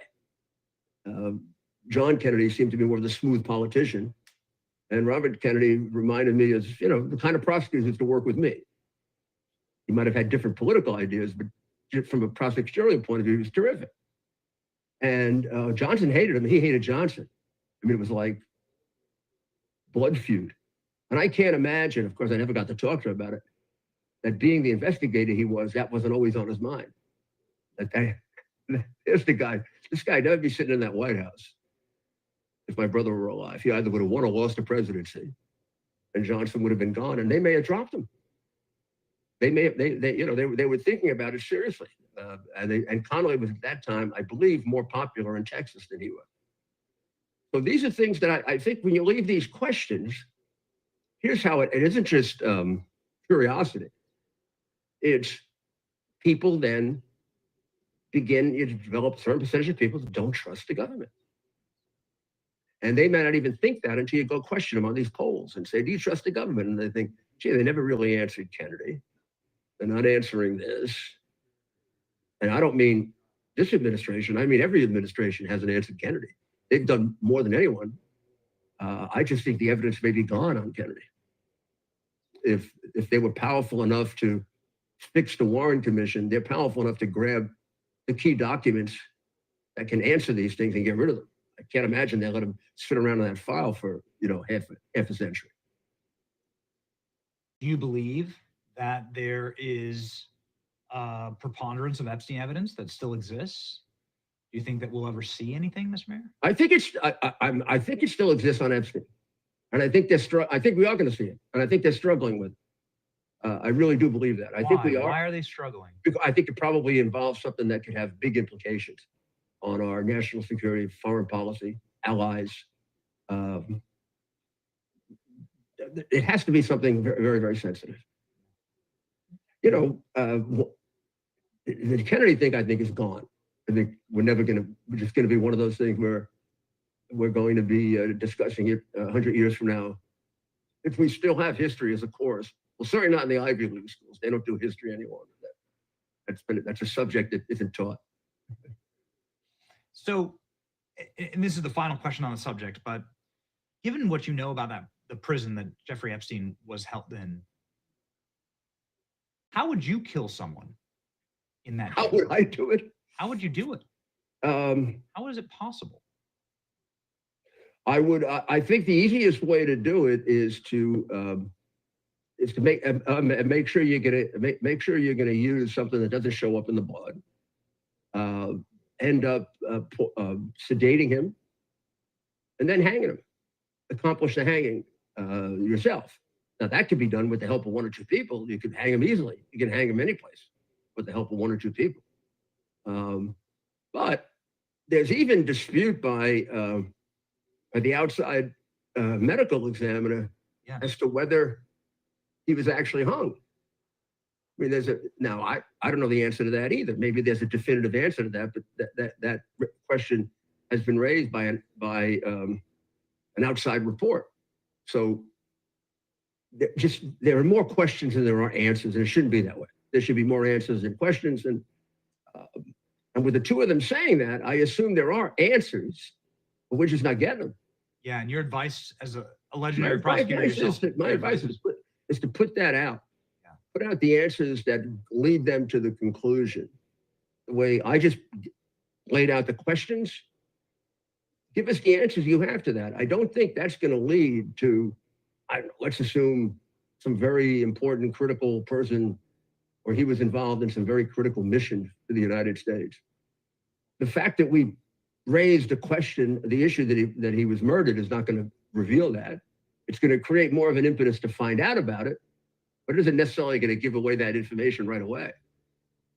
So I would love to see one of the two of them sit down and tell us how they came to that conclusion.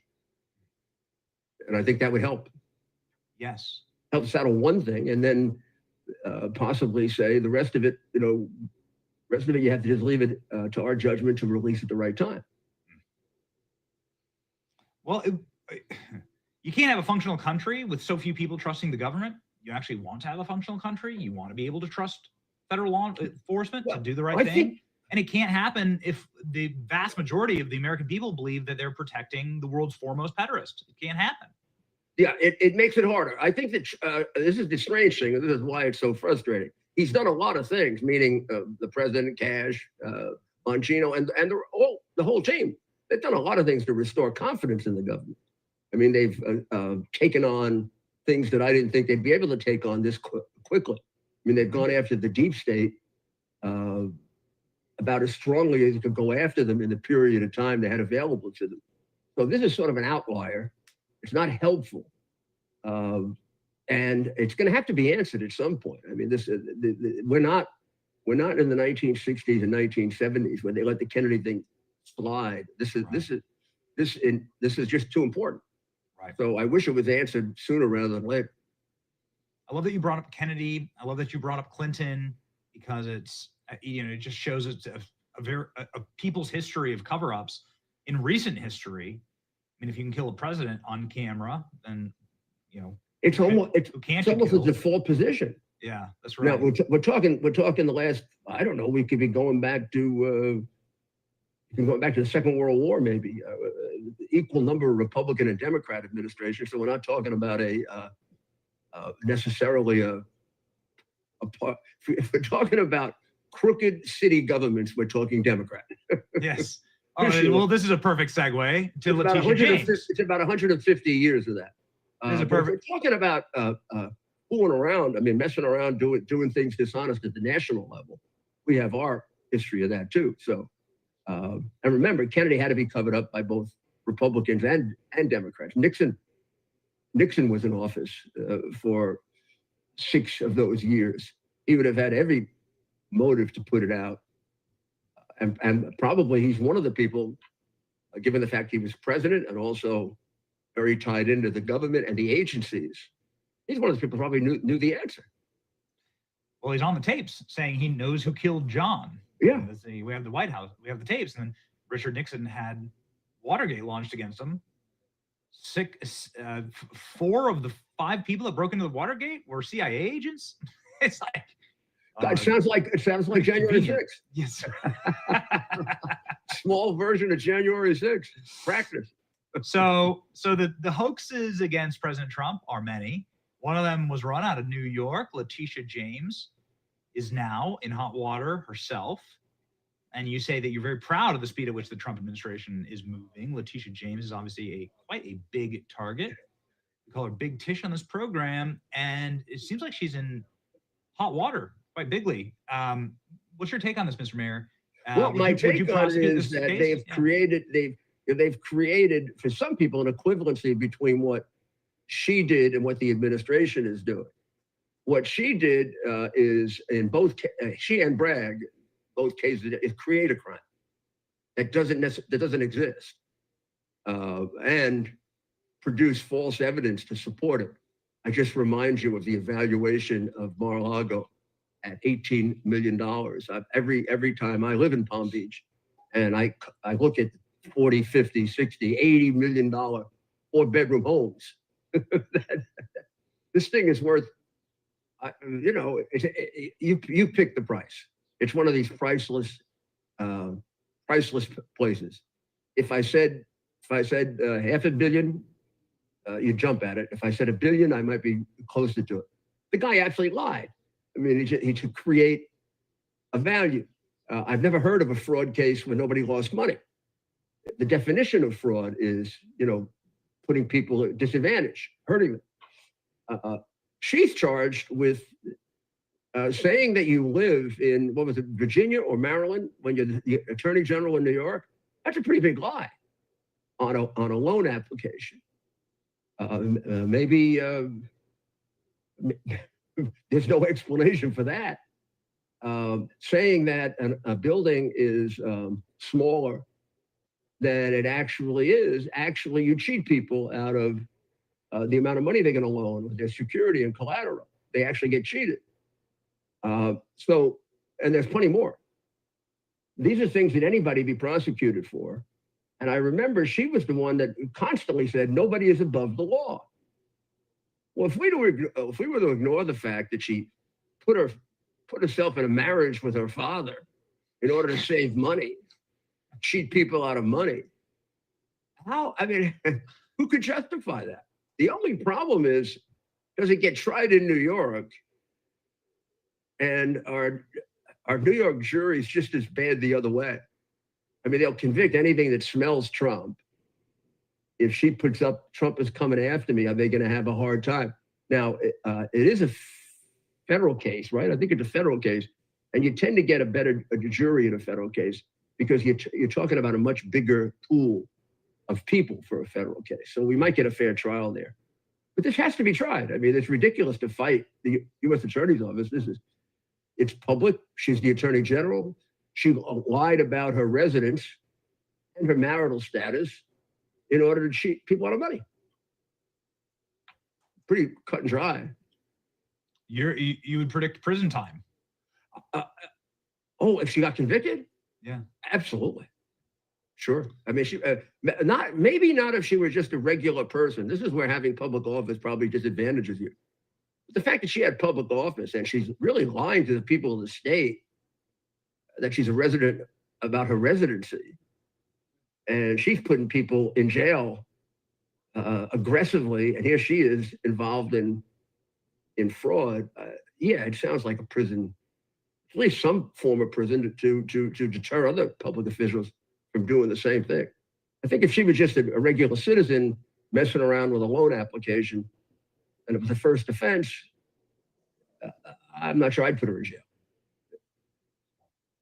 So, interesting times, good things to come. Fascinating.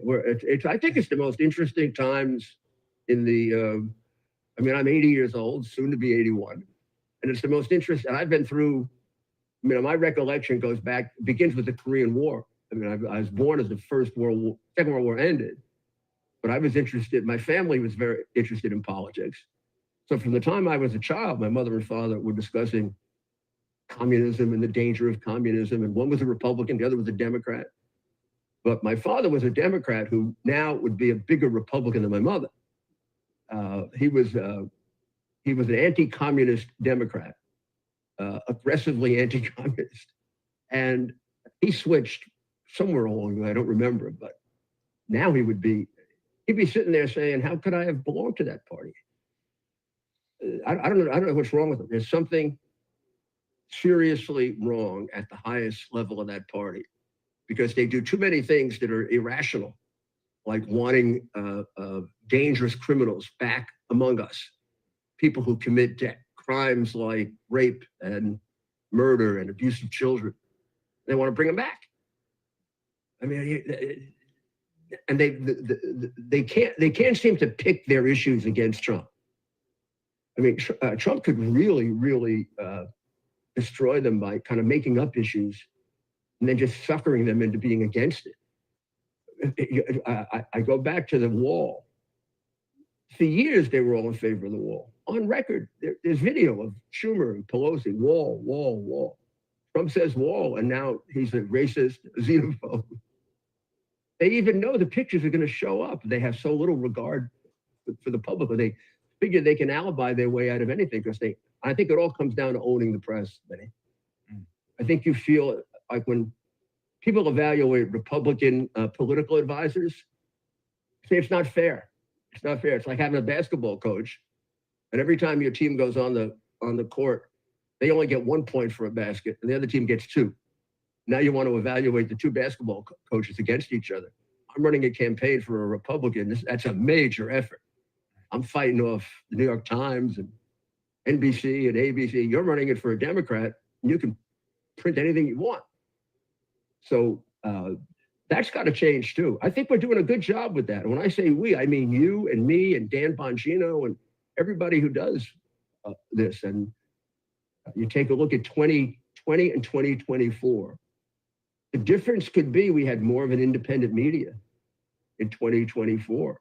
There are people who tell me, who've done an analysis, that if we had the same percentage of independent media in 2024, it wouldn't have mattered that much that they were able to censor the Post and the hard drive, that it would have gotten out. That's right. Through the alternative media within 4 or 5 days.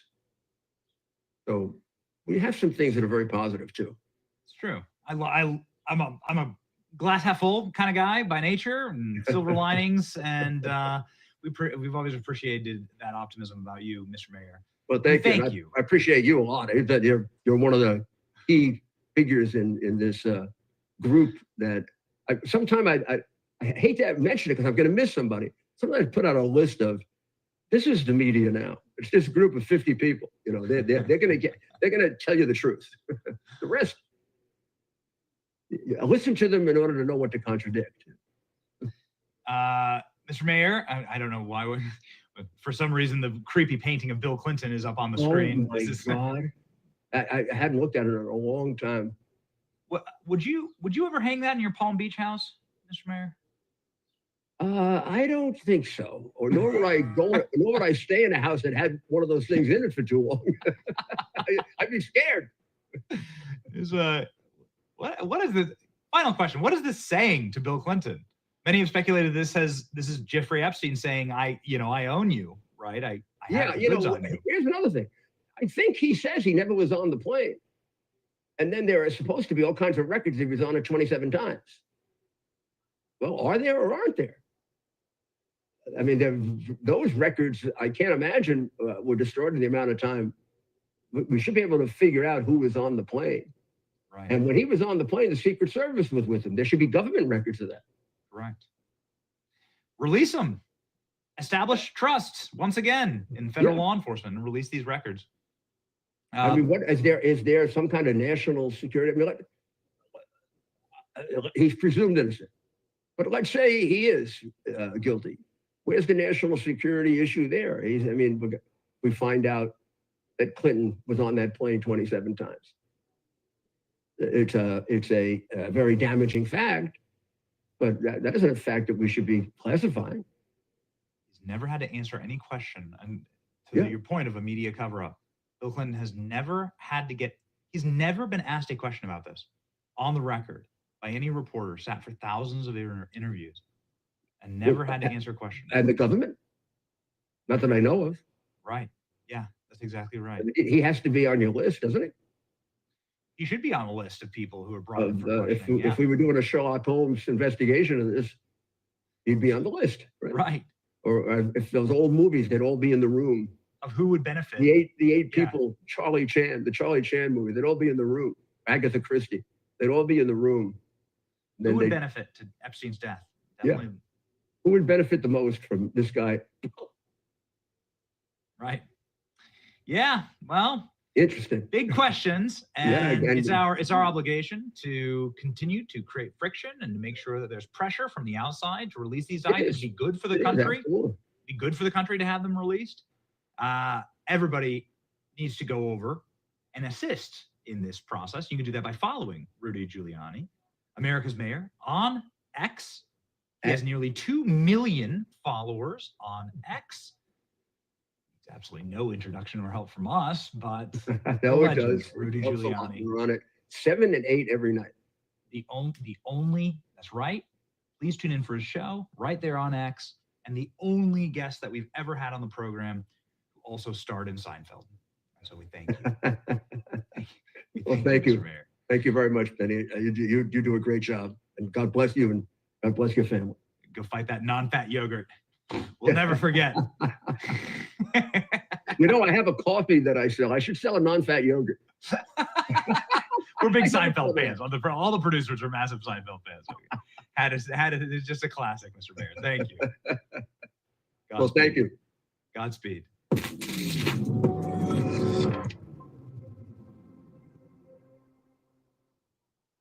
Very interesting times indeed. Sometimes it's nice to just sort of sit back and let men, especially older men who have a lot of wisdom, talk and explain things. Learn a lot actually by just sitting back and listening. I'm trying on a personal note. I'm trying to like tighten up my questions here, to like just get my questions out so that it like leads the wise and intelligent people on our program and to tell us everything that they know. And if you're the man who built the prison, Rudy Giuliani, well, you'd know more than virtually anyone about how you'd kill someone there. So, ladies and gentlemen, the great Rudy Giuliani. Now, would you buy a painting of Bill Clinton in a dress sitting there in a chair in the Oval Office, and you know what that blue dress was, right? Yikes. I doubt you would buy that. We would never put that up for sale. But we did try and create something that I guess you could hang in your house. Unlike Jeffrey Epstein, Christmas ornaments in your house are hung. And Christmas ornament that we made this last year, we were able to move 50,000 of them. Couldn't believe it. The only way we were able to accomplish this was Shopify. Shopify assisted in the structural back end of such a massive order. And this was the Christmas ornament. It was really popular. We couldn't believe it. And we just sold the electoral map. It was $5. But boy, did the orders ever come in. We made like pennies of profit per piece. The point was to get as many of them out and out the door as possible. The point wasn't really to make money. It was to like decorate everyone's trees with this glorious Christmas ornament. Ladies and gentlemen, again, the only way that we have the structure to deliver on that is Shopify. Shopify is the most powerful and largest e-commerce platform in all of America. It's behind millions of businesses around the world, 10% of all e-commerce in the United States, actually, from household name brands to people who are just getting started as Christmas ornaments. They can help you design a website. They can help you code. They can help you market. And they can help you when you get stuck with 24/7 customer support. Shopify, ladies and gentlemen. Turn your business dreams into reality. Ladies and gentlemen, you should give them a shot. We did.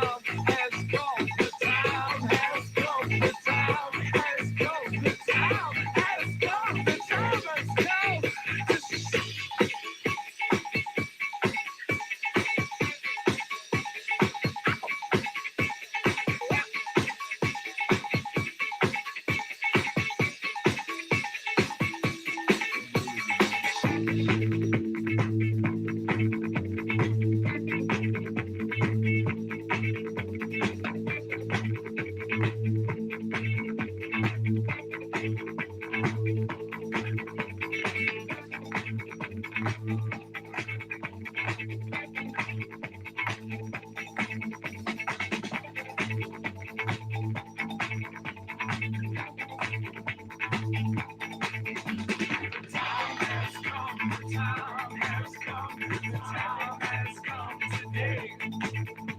The time has come. The time has come. The time has come today.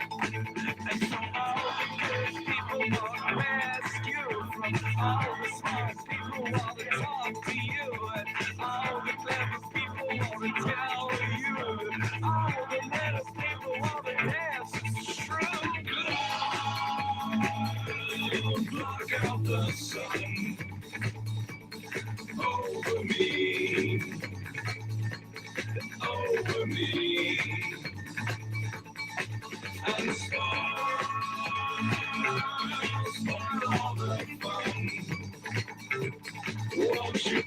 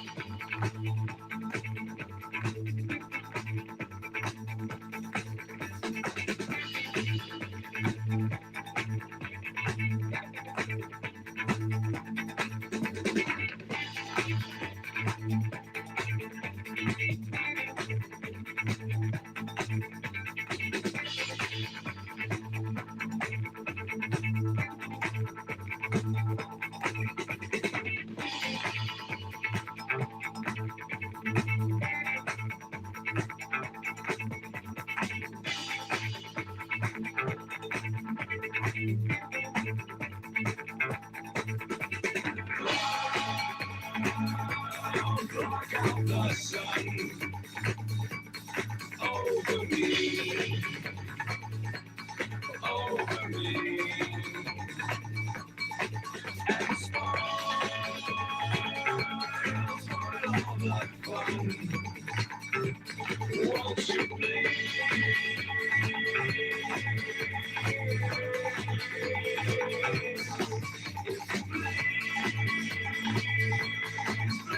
anyone, talk to me, talk to me. Are you boys lonely and drunk on your knees?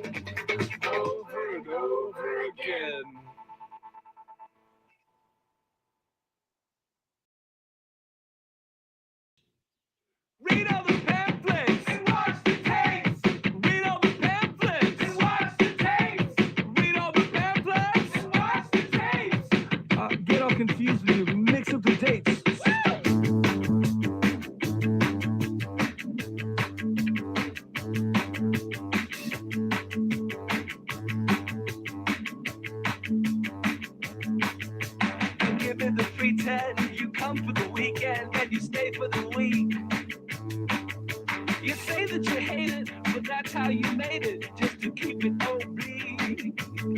We're both high on lemon silks. We're all sucked in by politics. All the people deceive you, the kids never leave cause you make them at home. You try to appease them and they show you a stick, but still you pick up the phone. But hey man, you can take it as long as they don't shove you out in the cold. It's not getting better, no, it's not getting better, man. It's just getting old. And now we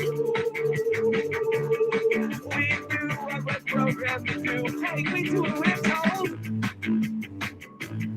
All we do. I never remember to carry my book when I get on the bus. You never forget when it's your time to pay up when they are making our fuss. We're both high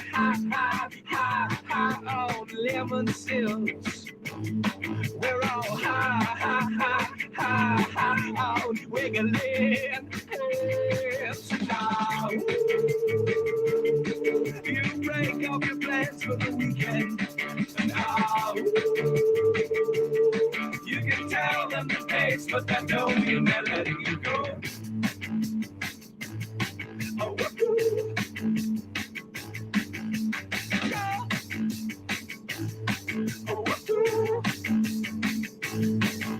they give you the pizza, you come for the weekend, then you stay for the year. Avoid all your plans, cause they're making our day jobs into a steady career. We're both high on lemon silks. We all climb onto sinking ships now. Avoid all the cold sideways glances now. Celebrate, and then turn to stone. Read all the pamphlets and watch the tape. Read all the pamphlets and watch the tape. Read all the pamphlets and watch the tape. You turn 25, now you're out of a escape. Go! Hey, the rock runner told me to tell you. Though you're brave and you're brave, you're still blacked out, which makes you a star. Read all the pamphlets and watch the tape. Read all the pamphlets and watch the tape. Read all the pamphlets and watch the tape. Read all the pamphlets and watch the tape. Read all the pamphlets. Read all the pamphlets. Read all the pamphlets. We all get a little drunk and they'll act like this.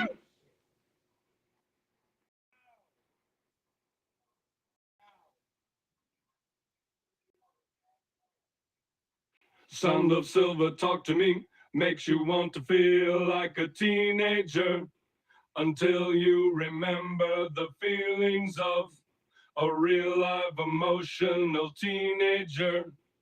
Then you think again. Sound of silver, talk to me, makes you want to feel like a teenager until you remember the feelings of a real live emotional teenager.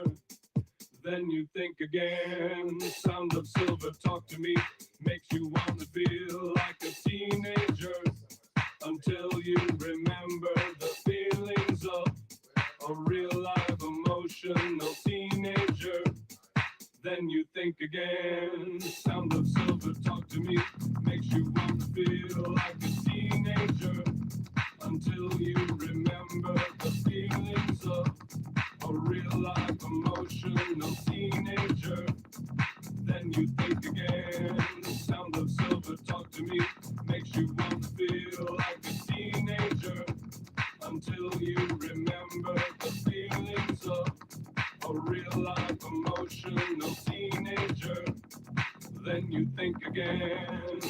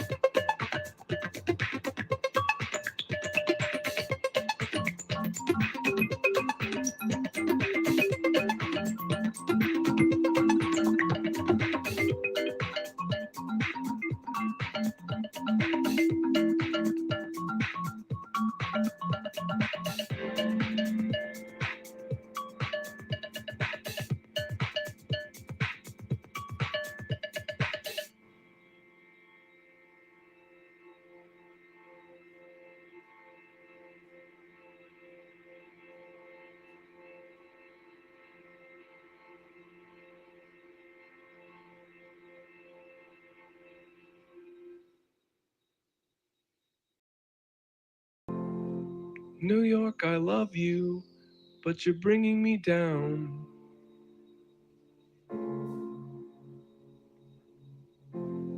New York, I love you, but you're bringing me down. Like a rat in a cage, pulling minimum wage.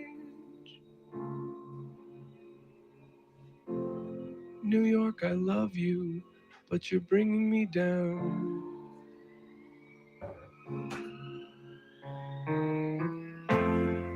New York, you're safer, and you're wasting my time.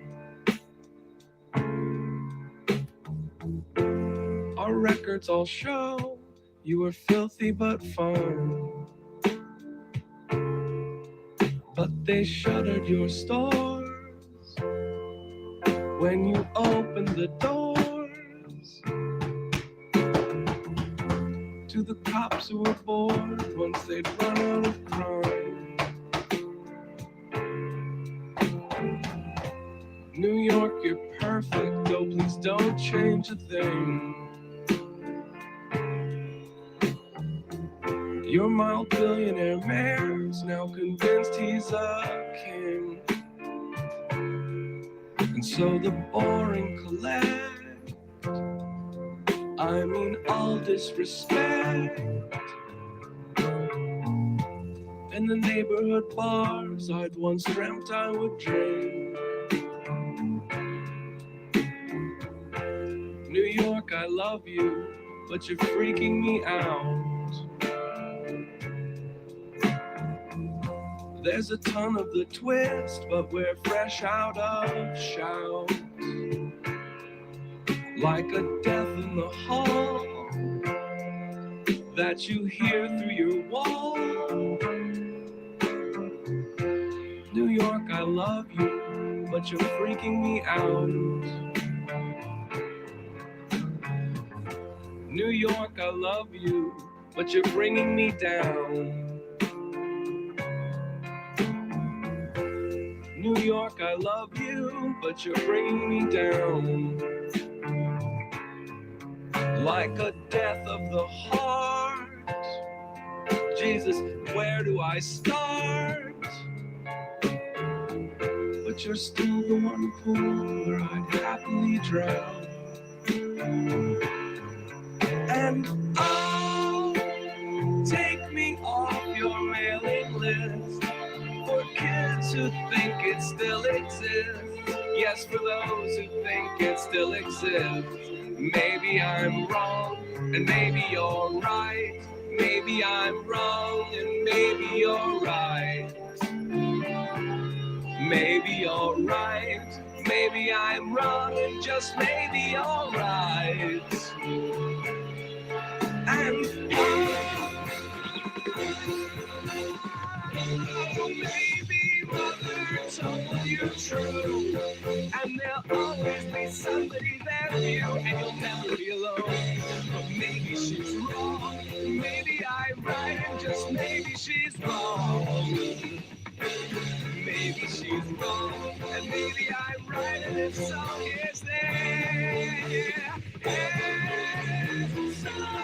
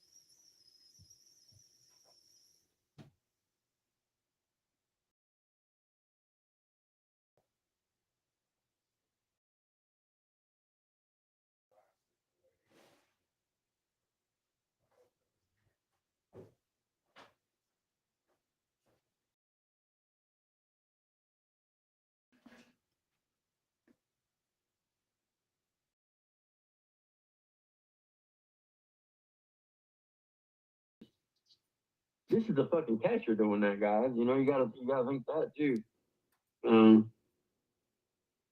A catcher with that kind of a shitty attitude about domestic violence is just weird, man.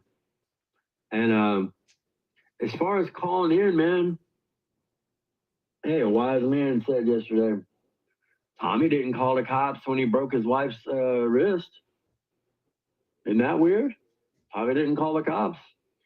Should have fucking had enough common sense to call the cops, but he was bound and determined to go to the ball game with the boys.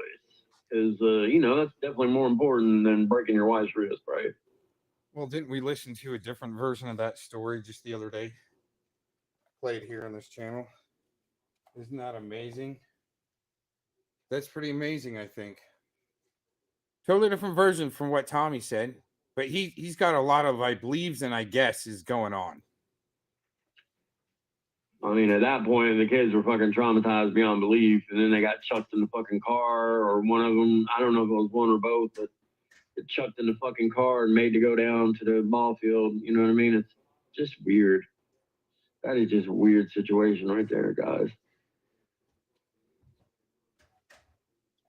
So when are you guys going to take him to task, don't you? Bet you won't. Did Becky with a 3 go live last night? I know she had a live scheduled, but I didn't know if Bad Guys Live encroached on hers. Which, I mean, obviously people are going to go watch Bad Guy, right? They're not going to watch her. She's got the personality of a fucking bowl of Elmer's glue. So, you know, nobody's going to go check that out. Except for the cronies, you know what I mean? The usual suspects are going to go in there, of course. But she ain't going to pull no, just a cross section. She ain't got the fucking personality for it. She just don't. And, you know, she tries to be so witty and smart ass. You don't got it like that, girl. Sorry. Some people do and some people don't. You don't. You know, she entitled her live something about beating the dead horse because that's what I had said they were doing.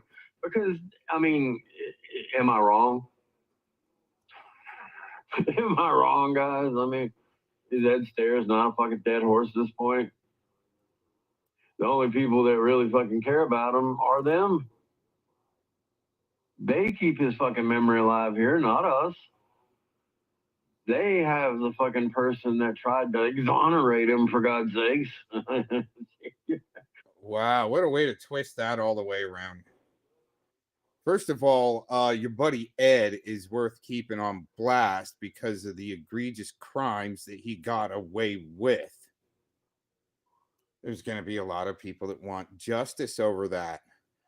But it sounds like you guys on your side have to try to sweep some things under the rug, especially maybe for an attorney general running for Congress or Senate or something, right? It was connected to Ed. His wife even said there's something weird going on with the attorney general. Anyways, wow, amazing. Sweep Ed up under the rug. You guys are trying to keep him alive as, well, you guys keep even dead pedos like Port Earth Farmer alive. It's amazing. Port Earth Farmer wants to have Thanksgiving dinner with the dead pedo from Canada. Just saying, I've got that clip. I mean, how you gonna fucking complain about Ed when you literally got the woman that was doing her best to fucking prove that the charges were bunk?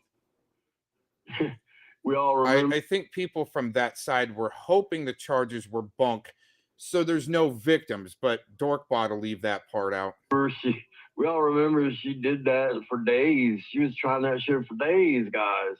For days. I mean, meanwhile, we all did exactly what we said we were going to do and turned away from her. And then here she is trying to prove the fucking shit was bunk. Turned away from him, right. And no, there's like a bunch of inconsistencies and blah, blah, blah, blah, blah. And I'm like, huh? Ain't no fucking inconsistencies in what I read, but my God. I don't know about that fire story you tried to put out. We're yelling fire in a theater. There's some inconsistencies there, man, baby bot. Shit was nasty as fuck, though. Not anything inconsistent, though. It was very consistently disgusting. That's what it was. Wasn't nothing inconsistent about that. I can tell you that right Again, now. really inconsistent about a story of me giving, thousands of dollars to someone that didn't clearly happen, amazingly enough, again. And his buddy Vic also trying to peddle that gay LARP story to Urban Disciple. Isn't that amazing? We'll go over that here in a little bit. So yeah, her trying that, is just so weird to me because, they're such good palsy-wowsies now, you know what I mean? And, here again, I'm gonna bring it up because it is odd as fuck, man. I'm sorry, not sorry. She still has her fucking anti-Savvy videos up. Maybe Savvy doesn't care. Crazy, but if you're fucking friends with somebody, you'd take that down immediately, in my opinion. Right. Why would you leave something like that up? Exactly. I don't know. To tell a bigger I story guess there, because she's monetized and she thinks people are gonna, click on that. There's more of a story to tell there. You guys are trying to sweep up under the rug. I don't know, man. That's just weird. That's just fucking weird, man. Fucking weird, dude. They would fucking damn near pass out if they got those two words removed from their vocabulary. Ed Stairs. Right. Like, yeah, they would be like grasping at straws. Like I was You need that swept up under the rug. What happened there? Today to find the word extradited. I could not fucking think of that word to save my life. I was like, oh my God, what a boring freaking quack bot, man. Let's go over to this. Oh, we've got. Oh my gosh. Yeah, that guy is really flippin' boring, man. But just don't be that guy. You don't want to be that guy. I don't know if you're aware of this, Gutter, but there actually was music recorded before 1989. What is this? You're going to wear this to the show. You're going to wear the shirt of the band you're going to go see. Don't be that guy. Don't be that guy. He is that guy, though. He's such a sellout, wannabe fucking 80s failed radio DJ. That he is going to be the So this is the sewer guy where wearing you the shirt. persons breed your ant. He's going to be the guy wearing the shirt of the band he's going to see out there moshing the hardest. Dorkbot. And then So the this is the principal sewer walks where in. you persons breed your anti-community crimes. Hello, Mrs. President Garcia Thompson. Hey, monkeys, how about a little respect? The presiding person of the university just walked in.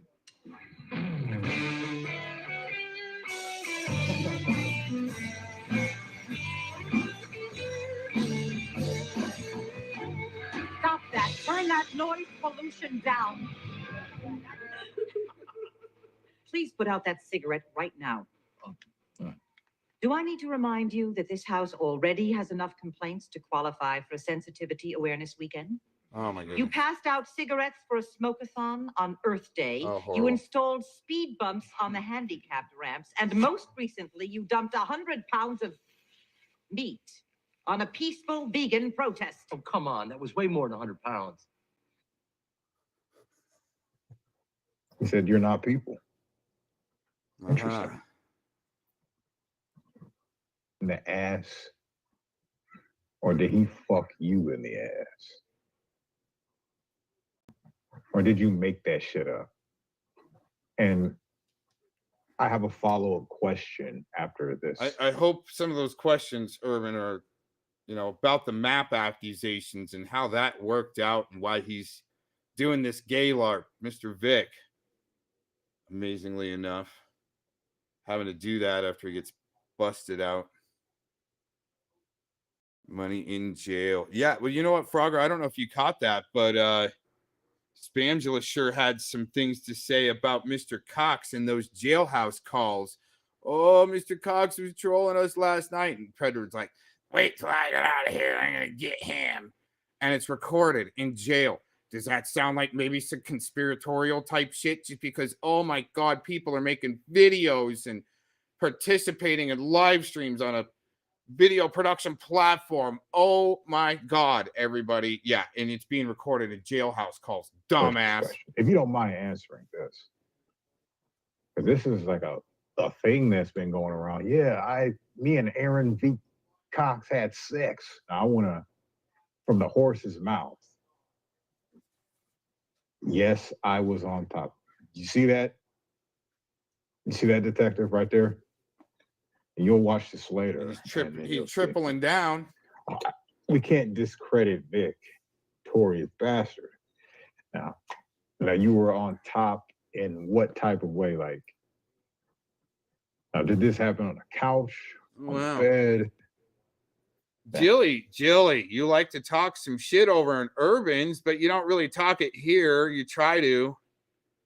Huh. And then Glazin Dean right there, you guys' handler.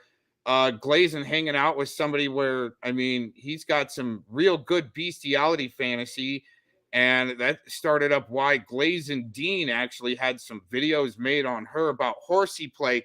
And all of a sudden, your little handler, Glazin Dean there, guess what she's doing? She calling the cops and filing charges and getting restraining orders because somebody made a video back.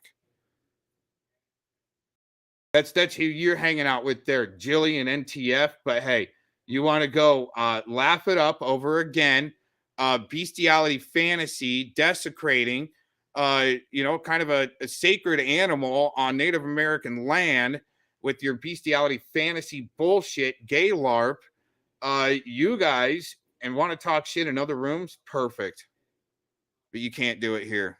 Loving it. Love it. With your gay LARP and Vic. In your doxing fest, because guess what? You guys are losing that bad. Doxing shows that you guys suck and are fucking idiots. A kitchen counter, or the bathroom sink, or the tub, or the shower. I don't know. Gomez is a switch. He bottoms for the for most, but he tops Mitchell May. I don't know anything about that. Hot tub first. Oh yeah, now Glazentine with her throwing in what wasn't even originally part of Vic's Gaylord with some Vaseline, but hey, you guys take it. Oh yeah, there's a docs account and Nunya. You guys are just showing how desperate you are, and I thank Urban Disciple for giving you guys the space to show who you really are. Very interesting. So, in this hot tub sex episode, still nothing from the Urban Disciple of why Vic is being accused of being a minor attracted person, and especially interested in that one catch he did with Shay, where all of a sudden it looked like he was grooming a minor. Yeah, really interesting. His catch.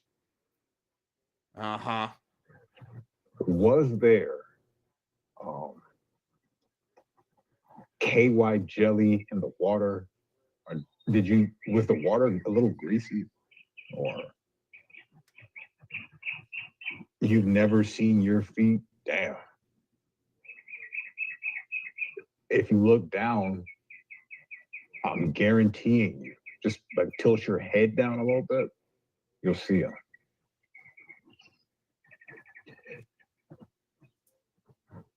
He's so hairy, I had to put him in pantyhose. Wow. So he was down with this? No, there was none of that shit happening. Guys running around in pantyhose. You guys are falling for a sick motherfucker's fantasy and having to perpetuate it, but loving it. Even Spamgela G up in there, loving it. And Blazing Scar all mucking it up with Spamgela G.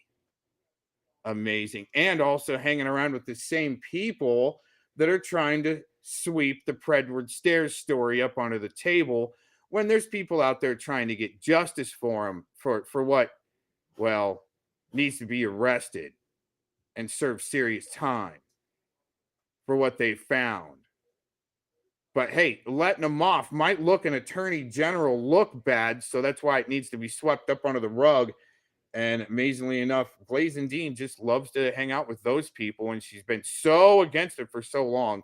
Same with what she was doing with Lee Pleatherman. We got Detective in. And so Detective is not doing any online stalking. He's just putting stockings on. That's what you're telling me? That's funny, actually. Victorious Bastard. I have listened to Aaron's side of this, and I'm just getting your side of it. I've heard this before. Well, it's interesting. Whenever he hears my side, it's always he leaves some important details out and says that I might have not mentioned something when I actually did. Interestingly enough. And I'm just wondering, since you've come in a couple times already, and I'm like, all right, well, I'll ask this dude because I never got a chance to ask him. So what is the purpose of airing out the dirty laundry, though? I'll ask that question.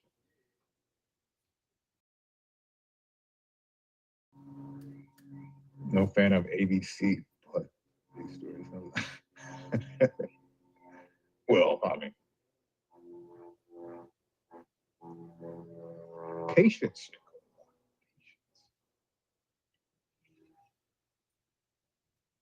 Gomez had to wear pantyhose because hair makes me itch. Well, I have to say it right off the bat. I can't even play games. This kind of sound like talking points a little bit. You know what I mean? The pantyhose, the too hairy. I'm just asking if that happened. And well, because I was under the assumption that it didn't happen. I was going to ask you, well, why would you make up such a story like that? But no, let's just make believe. Let's play make believe that I do believe what you're saying to a certain degree.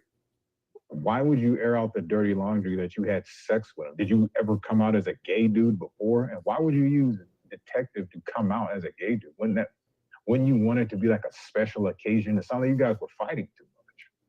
Anyways, I'll wait for responses. Sorry. Glazen's in there because I posted a picture of poop that actually landed on a stick from a dog. And she's on rinse and repeat. I already said 1000% organic on that picture, but she's trying to peddle. Why is Aaron playing with his shit, putting it on a stick? Why are you so concerned? Are you trying to deflect from all those DV charges you got a long time ago that really didn't serve any time for there, Glazen Dean, right? I give you something again. I give you a little piece of breadcrumb to fucking flip out over and deflect from your own shit. That's why I put it out 1000% organic shit.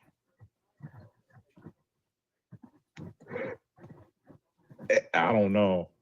That is a pinnable offense right there. I don't know why he would. What's going on, Letty? I don't know why he would save your butt crack pictures. That's kind of.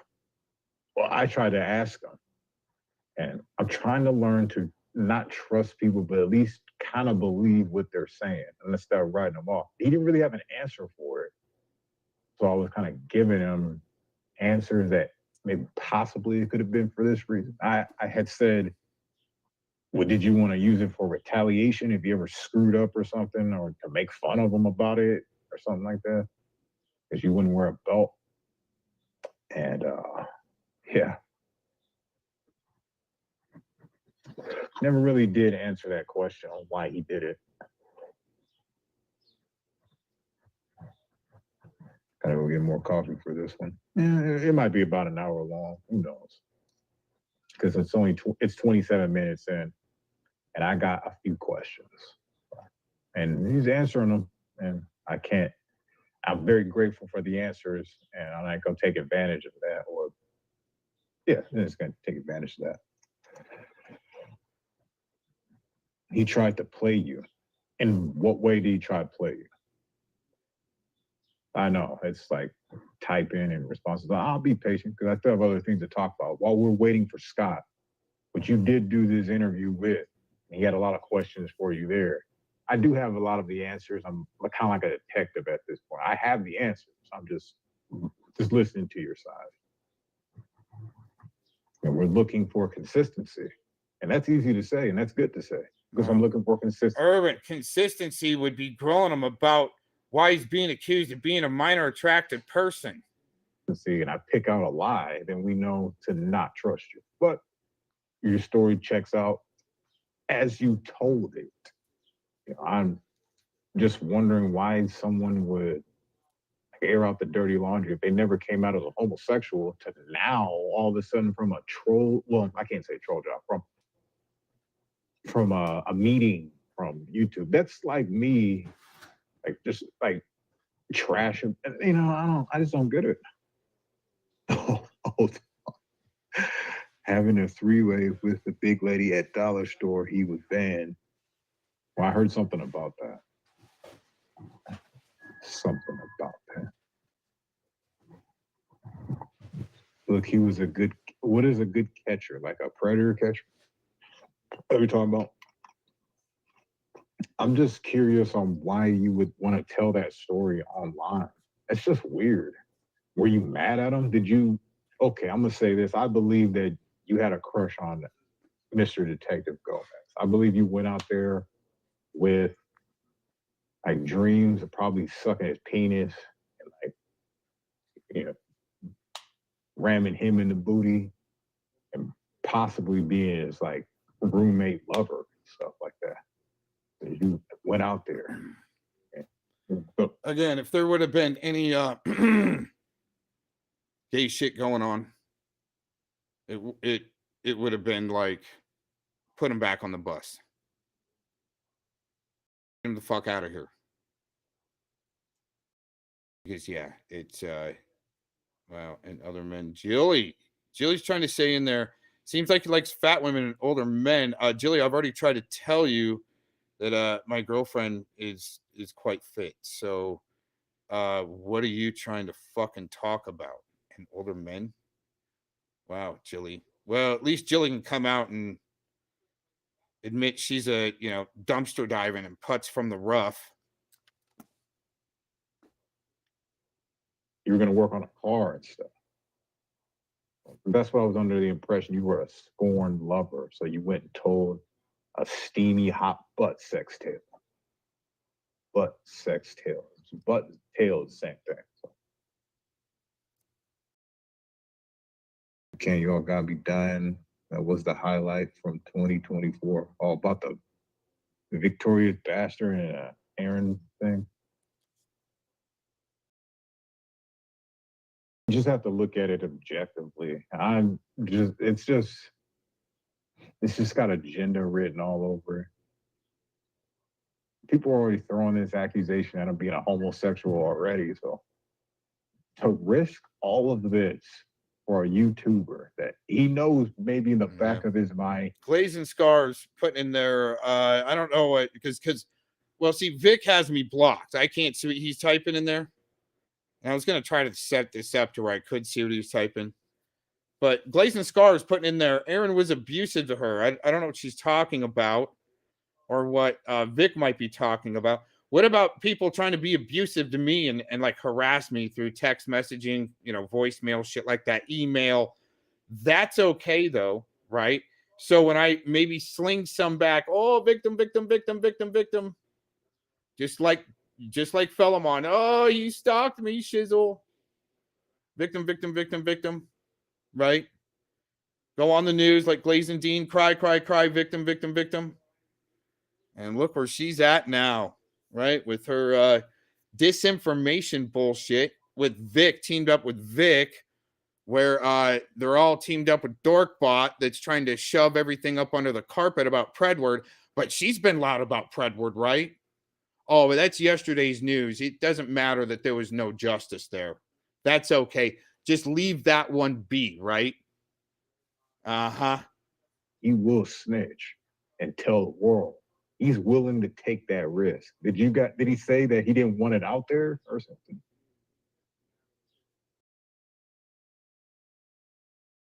No wonder ETS is all up over here. Why?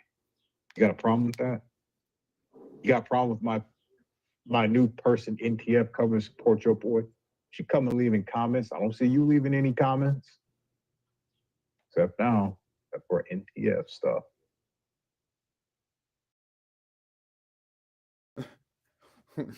But the dirty doc socks, see, Angela's in there. Here come the dirty socks.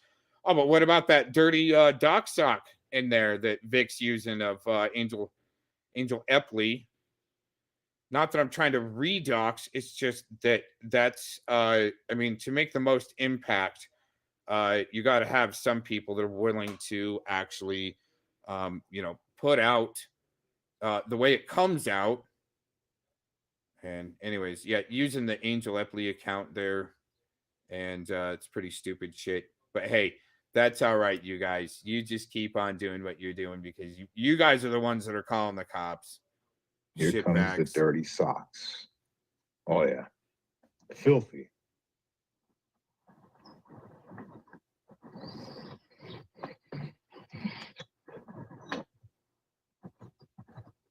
You know, if you wear, Angela, hold on. If you wear dirty socks, when you get gangrene. Well, all these MFers already got that gangrene. Go gadget toes. I don't know what's going on here.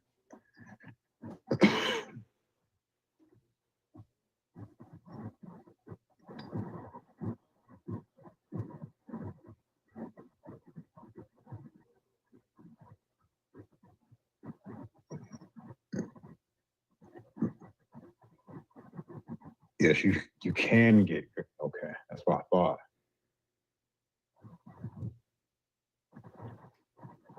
Sometimes it's great to unveil, take off those dirty socks and show the true you, the true essence. Those are not understanding. We're talking about accounts, sock accounts.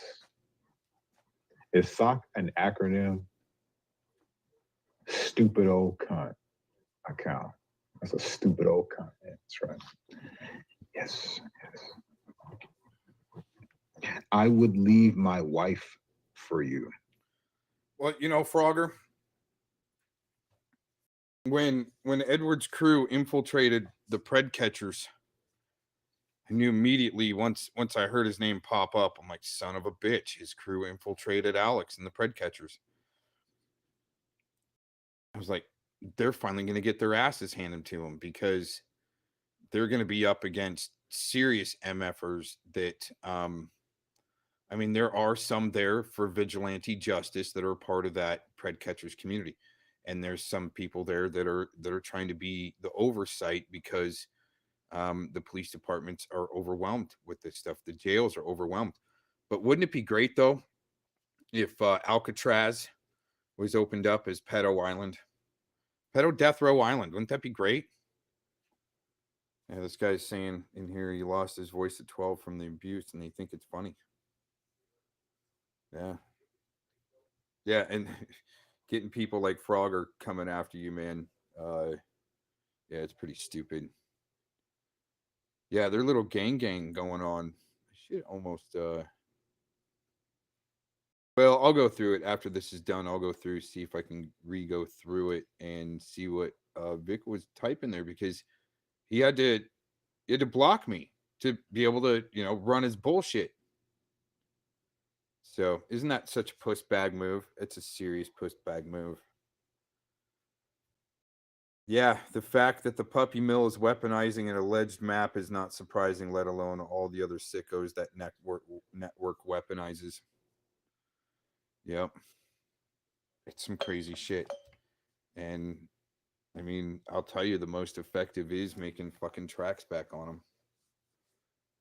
But also documenting their bullshit as much as you can, because oh, and Glazin Dean is in there also saying, I know Aaron all too well. Sadly, most here do. Yeah, is that why she had to lie and say she came to my house and met my girlfriend and met my dog even? Met my dog. Huh? She must know me all too well, my day in, day out, what type of TP I use, what brand. Whether I'm boxers or briefs, right? She definitely peddles the boxers and briefs when her boy up on the internet in his boxers and briefs, all big, bad, and buff, right? Then screams, oh, people are doxing my son. You're the one that put him up on the internet. Or that picture came from somewhere. You gave it to somebody.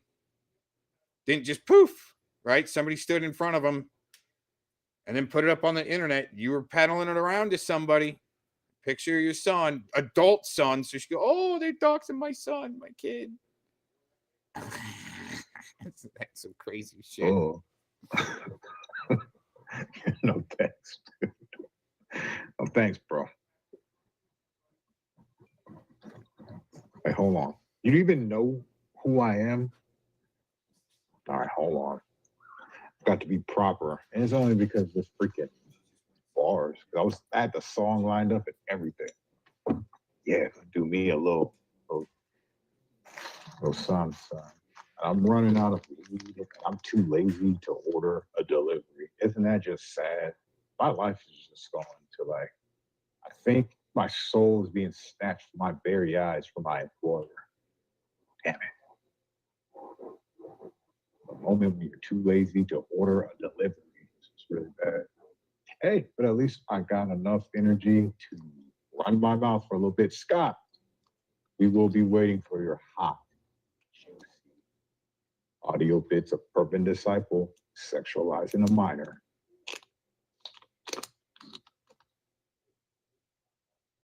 I just want the minor details, but just the little bits, pieces.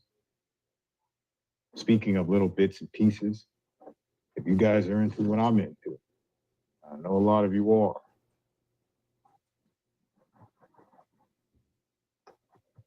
Nah, it just looks too bad. I ain't gonna even attempt it. Fuck that shit. Look at that. Two. I don't know if I go out of this 10 and I hit the airwaves, the real stuff, and the grass, that thing will bump up to all the way up. I should start doing my performances back in the yard again, how I used to back in the day. Yeah. There will become a time where I'm just gonna be anonymous, have a channel. You don't even know it's me. If I'll leave my wife now for you. Turn back on your camera, please. No, thank you. This person's getting crazy. Get demonic up in here. Go crazy up. Stay pressed. Yes.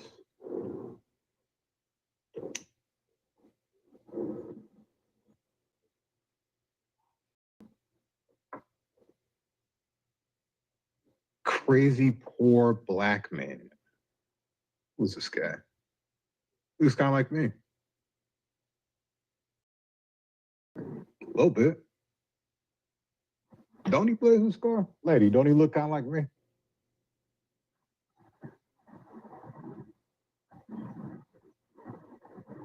Yeah, he does. It's just like your boy. So it looks like the time is winding down, Scott. You don't have much time. I should just flat. Yeah, he does. He looks just like me. Just imagine if I was fatter and shit like that. Yeah, look at that hair. It looks just like, oh yeah. Okay, my soul feels like it's cracked into pieces. Jennifer Landslide and who are you? Nice for you to show up, I guess. You are much better looking, UD. It's probably because I'm thinner, that's all. If I was fat, I would be looking just like that, dude. No, he hold on. Maybe I'm just like tripping. Oh, let's see. Well, for one, let's see if these bars work. Damn, look how low that is. I'm surprised their stream isn't jumping all up and down and robot, and it probably is. But when that happens, I get so irritated. Like, why did I subject these people to that shit? They gotta listen to this crap. That's some bullshit.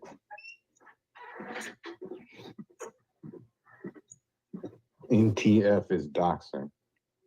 Well, everybody knows my little name here. I don't really care. Thanks to Blazing saying it all the time. What the fuck? Kind of weird.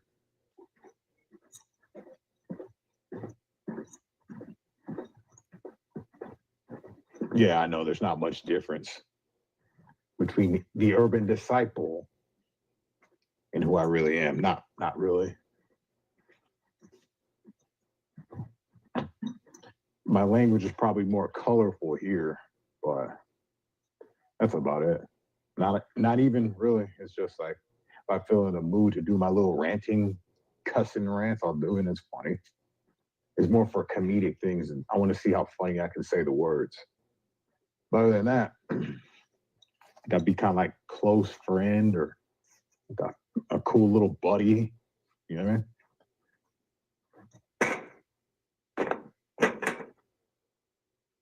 This was like from back in the day. I used to put the phone right here and just veg out, man. Hold on, let me clean this up. So you can figure out if you want to marry me or not. You want to leave your wife for me? What the fuck?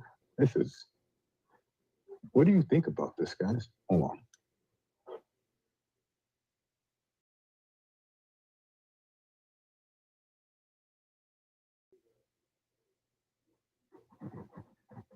I think you might want to second guess things, bro.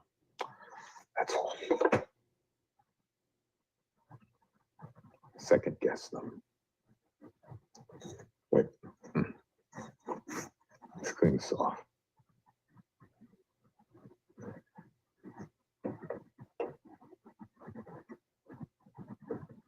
I will be working on some videos. I got some, not just like puppy mill shit. I got some better stuff in the workings. Coming soon to a channel near you.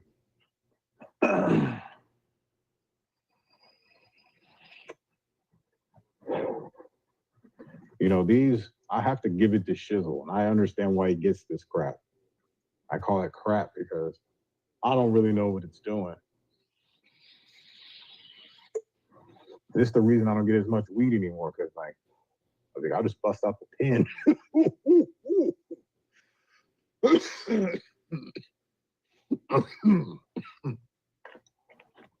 It's a different kind of cough. It feels like if I inhale and you just don't stop and just fall out. Like a weed. It's a different kind of cough. Ugh.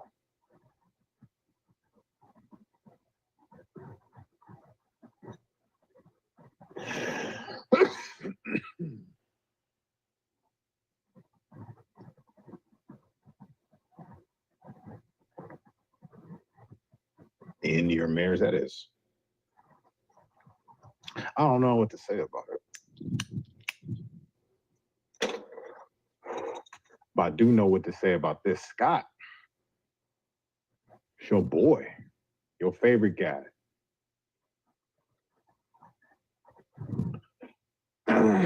Can you believe that this Scott guy, he goes like, Urban Disciple is a twig, and so does this mass one. They talk like that. It's because I stay covered up.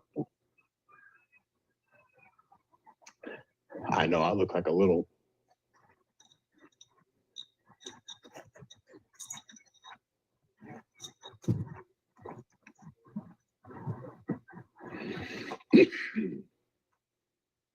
I'll try to work out more this year for you guys, for both of you. You are right. I am getting a little fat gut, though. I got to start working out. So I'll be ready for you, big baby. I'll tell you what we are ready for, big baby, is that baby evidence. Show us what you got, bro.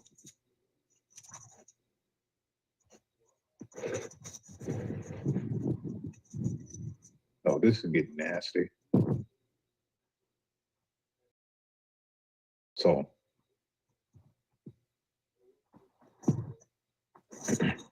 I don't even know what you guys are talking about in here.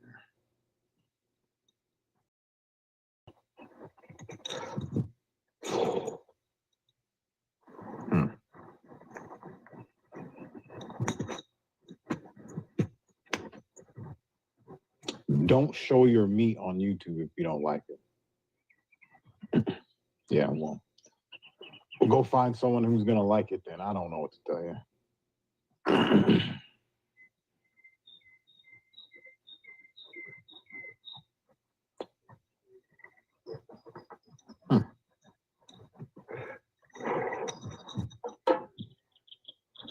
While we're waiting for Scott, let's he said he wants to fight me. You guys believe that shit? I was thinking I can get it, like, I don't know. Sometimes I'll just give him some jabbies.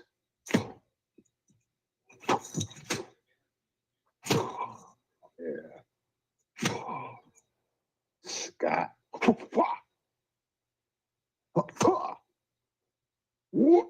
Ah.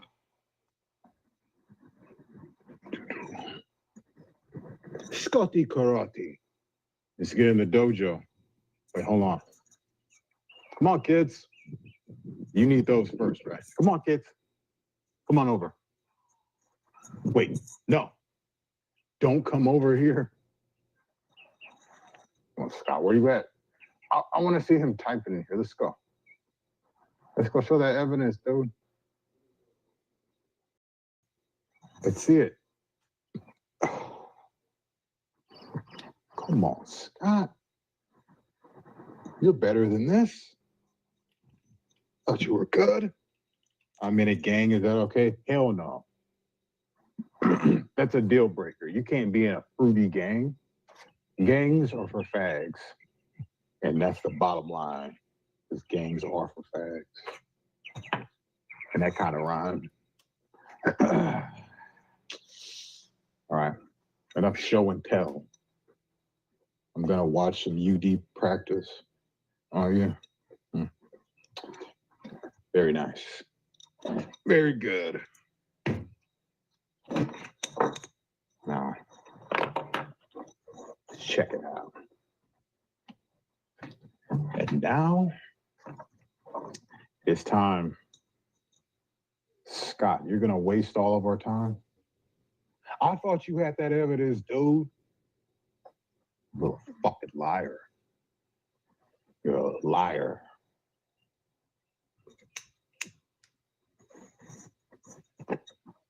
Oh, did you see that? The spirits are. She went from back to the N-word to getting wet for one.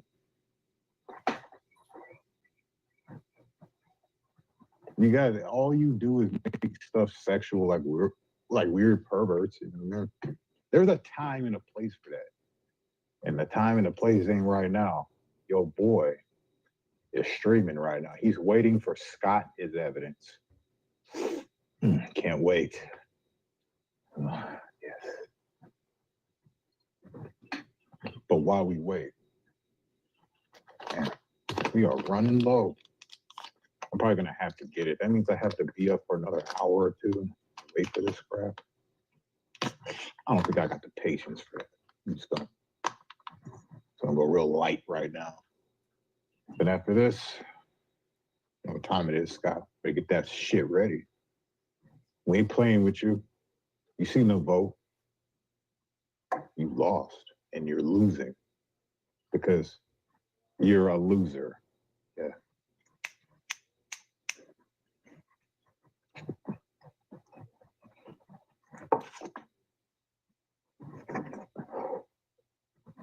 I'm really waiting for you, man. I'm wanting to see what you got.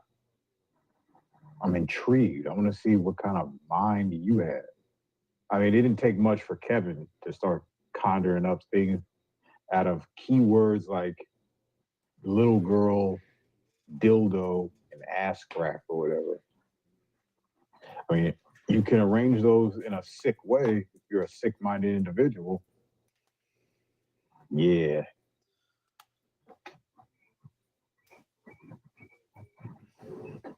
You know what? You've been doing a lot of talking. Let's see what this channel is all about.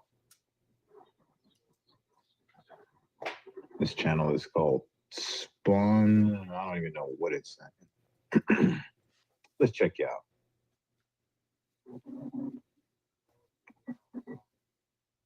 Check you out.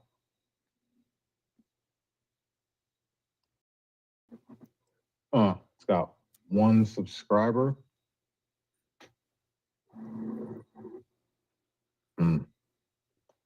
And I take one look at him and I say, he's not lying. Fuck. No, bro, you stay with your wife. I'm not worth it. That definitely not. So, but let's see what someone else has got going on. Yeah.